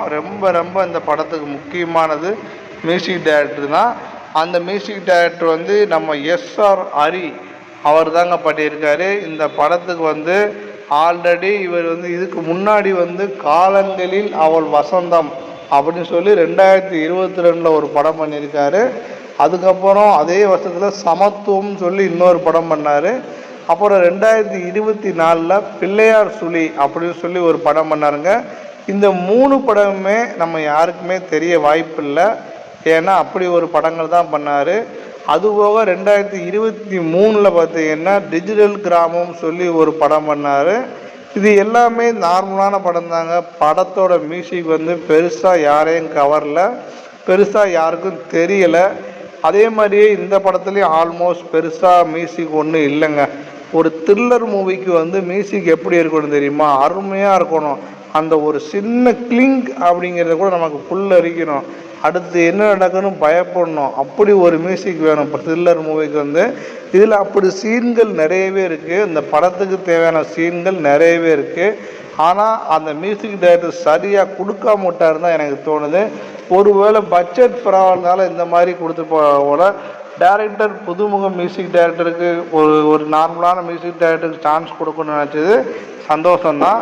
ஆனால் அதுக்காக ஒன்றுமே இல்லாமல் வெறும் மியூசிக் வந்து சாங்ஸும் பெருசாக ஒன்றும் இம்பாக்ட் கொடுக்கல. பேக்ரவுண்ட் மியூசிக்காக இம்பாக்ட் கொடுக்க பார்த்தா அதுவும் கிடையாதுங்க. மியூசிக் மொத்தத்தில் இந்த படத்தில் ஒன்றுமே கிடையாது. சுத்தமாக மியூசிக் வந்து வேஸ்ட்டு தான். ஒரு த்ரில்லர் மூவிக்கு மியூசிக் ரொம்ப முக்கியம். அதை வந்து இந்த டைரக்டர் புரிஞ்சுக்கிட்டு அடுத்தடுத்து நல்ல மியூசிக் டைரக்டரோட ஒர்க் பண்ணணும்னு நான் ஆசைப்பட்டுக்கிறேன். அடுத்து இந்த படத்தில் யாரை பற்றி பார்க்க போகிறேன்னா இந்த படத்தில் வந்து சினிமாகிராஃபி இந்த இதை எடிட்டரை பற்றி தான் பார்க்க போகிறோம். எடிட்டர் இந்த படத்தில் 2 பேர் ஒர்க் பண்ணியிருக்காங்க. ஒரு ஆள் வந்து நம்ம சதீஷ் குஷ்வாரா எடிட்டிங், இவர் தான் அதிகமான இது பண்ணது. ரொம்ப எடிட்டிங் முக்கியம். அந்த கட்டிங் ஒட்டிங் அது வந்து ரொம்ப முக்கியம். நீங்கள் வந்து ஒரு ட்விஸ்ட்டை வைக்கணும். அந்த ட்விஸ்ட்டை வச்சுட்டீங்க, அதுக்கப்புறம் நார்மலாக சீன் போய்கிட்டே இருக்கணும். அப்புறம் அந்த ட்விஸ்ட்டை வந்து ரிவ்யூ பண்ணணும். இதுதான் நடந்துச்சு, இப்படித்தான் நடந்துச்சுன்னு சொல்லி மக்களுக்கு அதை காட்டணும். அதில் வந்து சரியான சீனு எங்கே எது வைக்கணும் அப்படிங்கிறது ரொம்ப முக்கியம். இப்படி வந்து சூப்பராக பண்ணியிருக்காரு நம்ம எடிட்டர். வந்து எடிட்டிங் ஒர்க்கில் தரமாக ஒர்க் பண்ணியிருக்காருங்க. படத்தில் எடிட்டிங் ஒர்க் சூப்பராகவே இருக்குது. கிளைமேக்ஸில் மட்டும் பார்த்திங்கன்னா அவ்வளோ எடிட்டிங் பண்ணியிருப்பார். ஏன்னா ஒரு ஃப்ளாஷ்பேக்குள்ளே இன்னொரு ஃப்ளாஷ்பேக்னு சொல்லி அப்புறம் நிறைய சீனில் வந்து பார்த்திங்கன்னா இதில் வந்து எடிட்டிங்கில் போயிருக்குன்னு வேறு தோணுது. ஏன்னா சில இடத்துல கொஞ்சம் செயற்கைத்தனமாக இருந்ததால் மிஸ் பண்ணியிருப்பாங்கன்னு தோணுது. ஆனாலும் இந்த எடிட்டர் படத்துக்கு என்ன தேவையோ சூப்பராக பண்ணிட்டாருங்க. அப்புறம் இந்த படத்தோட கேமராமேனை பற்றி தான் பார்க்க போகிறோம். கேமராமேன் வந்து நம்ம கிஷோர் ராமச்சந்திரன், அவர் தாங்க நம்ம கேமராமேனாக ஒர்க் பண்ணியிருக்காரு. இவர் வந்து பார்த்திங்கன்னா இதுதான் ஃபஸ்ட்டு படங்க. இவர் வந்து ஃபஸ்ட்டு படத்தில் நமக்கு இயக்குனர் வந்து நம்பி கொடுத்துருக்காரு. அந்த இதை கொஞ்சம் கூட குறையாமல் சூப்பராக பண்ணி கொடுத்துட்டாருங்க. அருமையான ஒரு கேமராமேன் ஒர்க்மேன். அந்த ஹீரோயினை வந்து அந்த கண்ணை அப்படியே தடவிட்டு வந்து உதட்டுற லிப் கொடுக்கறது, அந்த அப்படி எல்லா இடமே அந்த ஃபோக்கஸ் போகிறது, அந்த அழுவுறது, மாடியிலேருந்து உழுவுற சீன்லாம் பார்த்தீங்கன்னா மேக்ஸிமம் எல்லா மூவியும் வந்து பார்த்திங்கன்னா நைட் டைமே எடுத்திருப்பாங்க. அந்த நைட் டைம்லேயும் பார்த்திங்கன்னா வெளிச்சம் இருக்கணும், அதை வந்து மக்கள் பார்த்தா புரியணும்னு சொல்லி அப்படியே கண் மாதிரி கொடுத்துருக்காரு. கேமராமேன் ஒர்க்கும் வந்து ஒளிப்பதிவாளருங்க சும்மா கிடையாதுங்க, அது ரொம்ப முக்கியம். கேமராமேன் எவ்வளோ சூப்பராக ஒர்க் பண்ணுறாரோ அவ்வளோ சூப்பராக படம் நல்லா வரும். அதுக்கு இந்த படம் ஒரு எடுத்துக்காட்டு. அருமையாக ஒர்க் பண்ணியிருக்காரு, படமும் அருமையாக வந்திருக்காருங்க. எந்த ஒரு மாற்றமும் இல்லை, படத்தில் வந்து எந்த ஒரு சமரசமும் இல்லாமல் சூப்பராக ஒர்க் பண்ணியிருக்கார் நம்ம கேமராமேன். எனக்கு இந்த கேமரா ஒர்க் ரொம்பவே பிடிச்சிருக்குங்க. இவருக்கு இதுதான் ஃபஸ்ட்டு படம், அதுலேயே இவ்வளோ தூரம் வந்து ஒரு மெச்சூரிட்டியான கேமராமேன் மாதிரி கையாண்டிருக்காரு. இன்னும் போக போக சில வர டெக்னிக்கல் கற்றுக்கிட்டு இதுக்கப்புறம் சூப்பராக ஒர்க் பண்ணுவாருன்னு நான் எதிர்பார்க்குறேன்.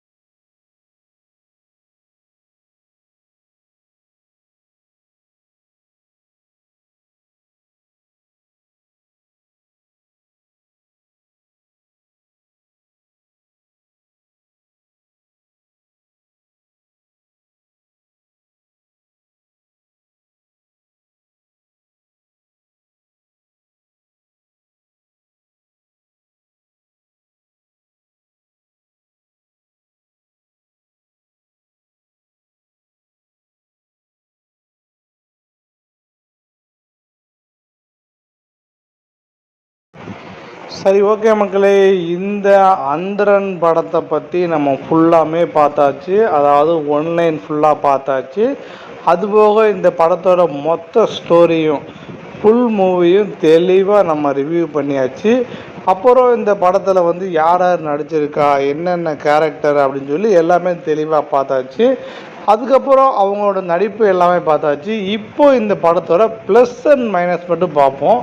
இந்த படத்தோட ப்ளஸ் அப்படி எடுத்துக்கிட்டே வச்சுக்கோமே, இந்த வித்தியாசமான சிந்தனை தாங்க. இந்த வித்தியாசமான சிந்தனை வந்து இந்த டைரக்டர் நம்ம சந்தோஷ் ராவணனுக்கு தோணுனது ஒரு மிகப்பெரிய ஐடியா தாங்க. அப்புறம் நிறைய ட்விஸ்ட்டு வந்து சூப்பராக இருக்குங்க, அதில் எந்த மாற்றம் கிடையாது. பல இடத்துல பல ட்விஸ்ட்டு அருமையாக வச்சுருக்காரு. அதை வந்து கரெக்டாக மக்கள்கிட்ட எடுத்து சொன்ன விதமும் ரொம்ப சூப்பராக இருக்குது. இது போக இப்படி அந்த கேரக்டர் ஒவ்வொரு கேரக்டரும் காட்டுறது, இந்த கொலை பண்ணுறது யாரும் சொல்லி கடைசி வரைக்கும் நம்மளை பரபரப்பாக வச்சுக்கிட்டு கிளைமேக்ஸில் வந்து நம்ம எதிர்பார்க்காத லெவலில் நமக்கு ஒரு இன்ப அதிர்ச்சியை கொடுத்துருக்காரு நம்ம டைரக்டர் சந்தோஷ் ராவணன். இப்படி ஒரு அருமையான ஒரு திரைக்கதையை கொடுத்து ஒரு படத்தை கொடுத்துருக்காரு. இது எல்லாமே இந்த படத்தில் வந்து ப்ளஸ் தாங்க. இந்த படத்தில் நடிச்சிருக்க நடிப்புகள், டைரக்ஷன் அண்ட் ஆக்டிங் எல்லாமே சூப்பர் தாங்க. கேமராமேன் ஒர்க்கு, எடிட்டிங் எல்லாமே படத்தோட ப்ளஸ் தான். மைனஸ் அப்படின்னு கேட்டீங்கன்னு வச்சுக்கோமே, சில இடங்கள் சில கதாபாத்திரங்கள் மேலே நமக்கு தேவையில்லை. அதாவது வேணுக்குனே வந்து இந்த கதையை வந்து சுற்றி விடணும்னு சொல்லி நம்மளை வந்து கன்ஃபியூஸ் பண்ணதுக்காண்டே சில கதாபாத்திரங்கள் வச்சுருக்காங்க. அந்த கஞ்சா போதை கேஸு, அப்புறம் அந்த இன்னொரு கேஸு, அந்த லவ்வரை வந்து பிரித்து விடுறான்னு சொல்லி ஒருத்தனை காட்டுறது. அவங்க அப்பா வந்து நிறைய லவ்வரை பிரித்து விட்டுருக்கான். அது ஏன் இருந்தாலும் மட்டும் பர்டிகுலராக காட்டினீங்க? இவன் ஒருத்தரை மட்டும் எது காட்டணும்? நிறைய பேரை காட்டியிருக்கணும்ல. அப்போ நிறைய பேர் பண்ணியிருக்கலாம் சொல்லி நீங்கள் ஸ்கிரிப்ட் எழுதுனா அதுக்கேற்ற மாதிரி ஆட்களை காமிச்சிருக்கணும். ஒரு ஆளை மட்டும் காமிச்சு எங்களை கன்ஃபியூஸ் பண்ணணும்னு சொல்லி, அதாவது படத்தோட லென்த்தை இழுக்கணும்னு சொல்லி டைரக்டர் அப்படி முடிவு பண்ணியிருக்காரு. அப்புறம் மிகப்பெரிய மைனஸ் என்னன்னு கேட்டிங்கன்னா, இந்த படத்தோட மியூசிக் தாங்க. பாட்டு எங்கேயுமே கேட்குற மாதிரி இல்லை, எல்லாமே ரொம்ப ரொம்ப சுமாராக இருக்குது. அதுபோக இந்த படத்தில் வந்து அந்த பேக்ரவுண்ட் மியூசிக் வந்து பயங்கர மொக்கையாக இருக்குது, பயங்கர சுமாராக இருக்குது. எடிட்டிங்கில் வந்து சரி, இந்த பேக்ரவுண்டில் வந்து பார்த்திங்கன்னா தில்லர் படத்துக்கு வந்து அருமையாக இருக்கணும். அதை கேட்டாலே நமக்கு வந்து அப்படியே புல்லரிக்கணும். அது வந்து அதான் தில்லர் படத்துக்கு ரொம்ப முக்கியம். கதை, திரைக்கதை, டைரக்ஷன், நடிப்பு இது எல்லாத்தையும் தாண்டி படத்தில் வந்து மியூசிக் ரொம்ப ரொம்ப முக்கியம். இசை எவ்வளோ தூரம் நல்லா இருக்கோ அந்த அளவுக்கு படமும் அருமையாக இருக்கும். இந்த படத்தில் வந்து அது இல்லை. மியூசிக் டைரக்டர் வந்து ஹரிக்குமார் வந்து சொதப்பிட்டாருன்னு நான் சொல்லுவேன். ஆல்ரெடி 2-3 படத்துக்கு மியூசிக் பண்ணியிருக்காரு. அவர் புது டைரக்டர்லாம் கிடையாது. புதுசாக வந்து மியூசிக்கெல்லாம் அவர் கற்றுட்டு வரல. ஏற்கனவே 2-3 படங்கள்லாம் பண்ணியிருக்காரு. அப்படிப்பட்ட ஒருவருக்கு வந்து இப்படி ஒரு த்ரில்லர் படத்துக்கு எப்படி மியூசிக் போடணும்னு சுத்தமாக தெரியல. அது வந்து எனக்கு சுத்தமாக இருவல்ல. அதை வந்து இந்த மியூசிக்கை வந்து நான் ஒட்டுமொத்தமாக படத்துக்கு மைனஸ்ன்னு சொல்லுவேங்க. மற்றபடி இந்த படத்தில் எல்லாமே தரமாக இருக்குது. ஒரு தரமான வாட்சபிள் மூவி தாங்க. ஒன் டைம் இல்லைங்க, நீங்கள் பல தரப்பட பார்க்கலாம். அதில் எந்த மாற்றமும் கிடையாது. இப்போ இந்த படம் வந்து ஓடிடியில் ரிலீஸ் ஆகிருக்கு, G5 ரிலீஸ் ஆகிருக்கு. தாராளமாக நீங்கள் வந்து ஃபேமிலியோடு உட்காந்து பார்க்கலாம். எந்த விதமான அடல் காட்சி, கட்ட ஆபாசங்கள் எதுவும் கிடையாது. ஒரு குடும்பத்தோடு உட்காந்து ரசிக்கக்கூடிய ஒரு படமாக தான் இதுவும் இருக்கும். அதுவும் முக்கியமாக த்ரில்லர் படங்கள், மிஸ்ட்ரி படங்கள், இந்த மாதிரி ஒரு கிரைம் த்ரில்லர் மூவி பார்க்குற அவங்க நீ விரும்புகிற ஆளாக இருந்தால் கண்டிப்பாக இந்த படத்தை மிஸ் பண்ணாமல் கண்டிப்பாக பாருங்கள். ஏன்னா அப்படி ஒரு அருமையான படம். கிளைமேக்ஸ் வந்து வேறு லெவலில் இருக்கும். எல்லாருக்குமே ரொம்ப கண்டிப்பாக பிடிக்கும். இந்த படம் வந்து நம்ம டைரக்டருக்கு தான் ஃபஸ்ட்டு படம். ஆனால் அப்படி ஃபஸ்ட்டு படம் சொல்லவே முடியாது. அந்த அளவுக்கு நேர்த்தியாக அந்த படத்தை வந்து எடுத்து டைரக்ட் பண்ணி சூப்பராக நமக்கு கொடுத்துருக்காருங்க. எல்லா மக்களும் கண்டிப்பாக இந்த படத்தை பாருங்கள். ஒருவேளை நீங்கள் இந்த படத்தை ஏற்கனவே பார்த்துருந்தீங்கன்னா படம் நல்லா இருக்கா இல்லையான்னு கமெண்ட் பண்ணுங்கள். உங்களுக்கு பிடிச்சிருக்கா இல்லையான்னு மறக்காமல் கமெண்ட் பண்ணுங்கள். சரி, ஓகே மக்களே, இப்போ இந்த வீடியோவை நான் இதோட முடிச்சுக்கிறேன். இதுக்கப்புறம் ஒரு நல்ல மூவியில் வந்து நான் கண்டிப்பாக உங்களை கூடிய சீக்கிரம் சந்திக்கிறேன். நன்றி, வணக்கம். முக்கியமான விஷயம் மக்களே, அதாவது இந்த படத்துக்கு என்னை பொறுத்து ரேட்டிங் என்னன்னு கேட்டிங்கன்னா, இந்த படத்துக்கு வந்து கண்டிப்பாக நான் வந்து 10க்கு 9 மார்க்கு மேலவே கொடுப்பேன். ஏன்னா அவ்வளோ நல்லா இருக்குது. நீங்கள் இந்த படத்துக்கு எவ்வளோ மார்க் கொடுப்பீங்க, எவ்வளோ ரேட்டிங் கொடுப்பீங்கன்னு அதையும் மறக்காமல் கமெண்ட் பண்ணிட்டு போயிருங்க. அப்படியே இந்த வீடியோவுக்கு ஒரு லைக் பண்ணுங்கள். நம்ம மூவி வாய்ஸ் தமிழ் சேனலில் மறக்காமல் சப்ஸ்கிரைப் பண்ணிக்கோங்க. முடிஞ்சால் உங்கள் ஃப்ரெண்ட்ஸ் அண்ட் ஃபேமிலிக்கு இந்த வீடியோவை கொஞ்சம் ஷேர் பண்ணி விடுங்க. அடுத்த வீடியோ சந்திப்போம். நன்றி, வணக்கம்.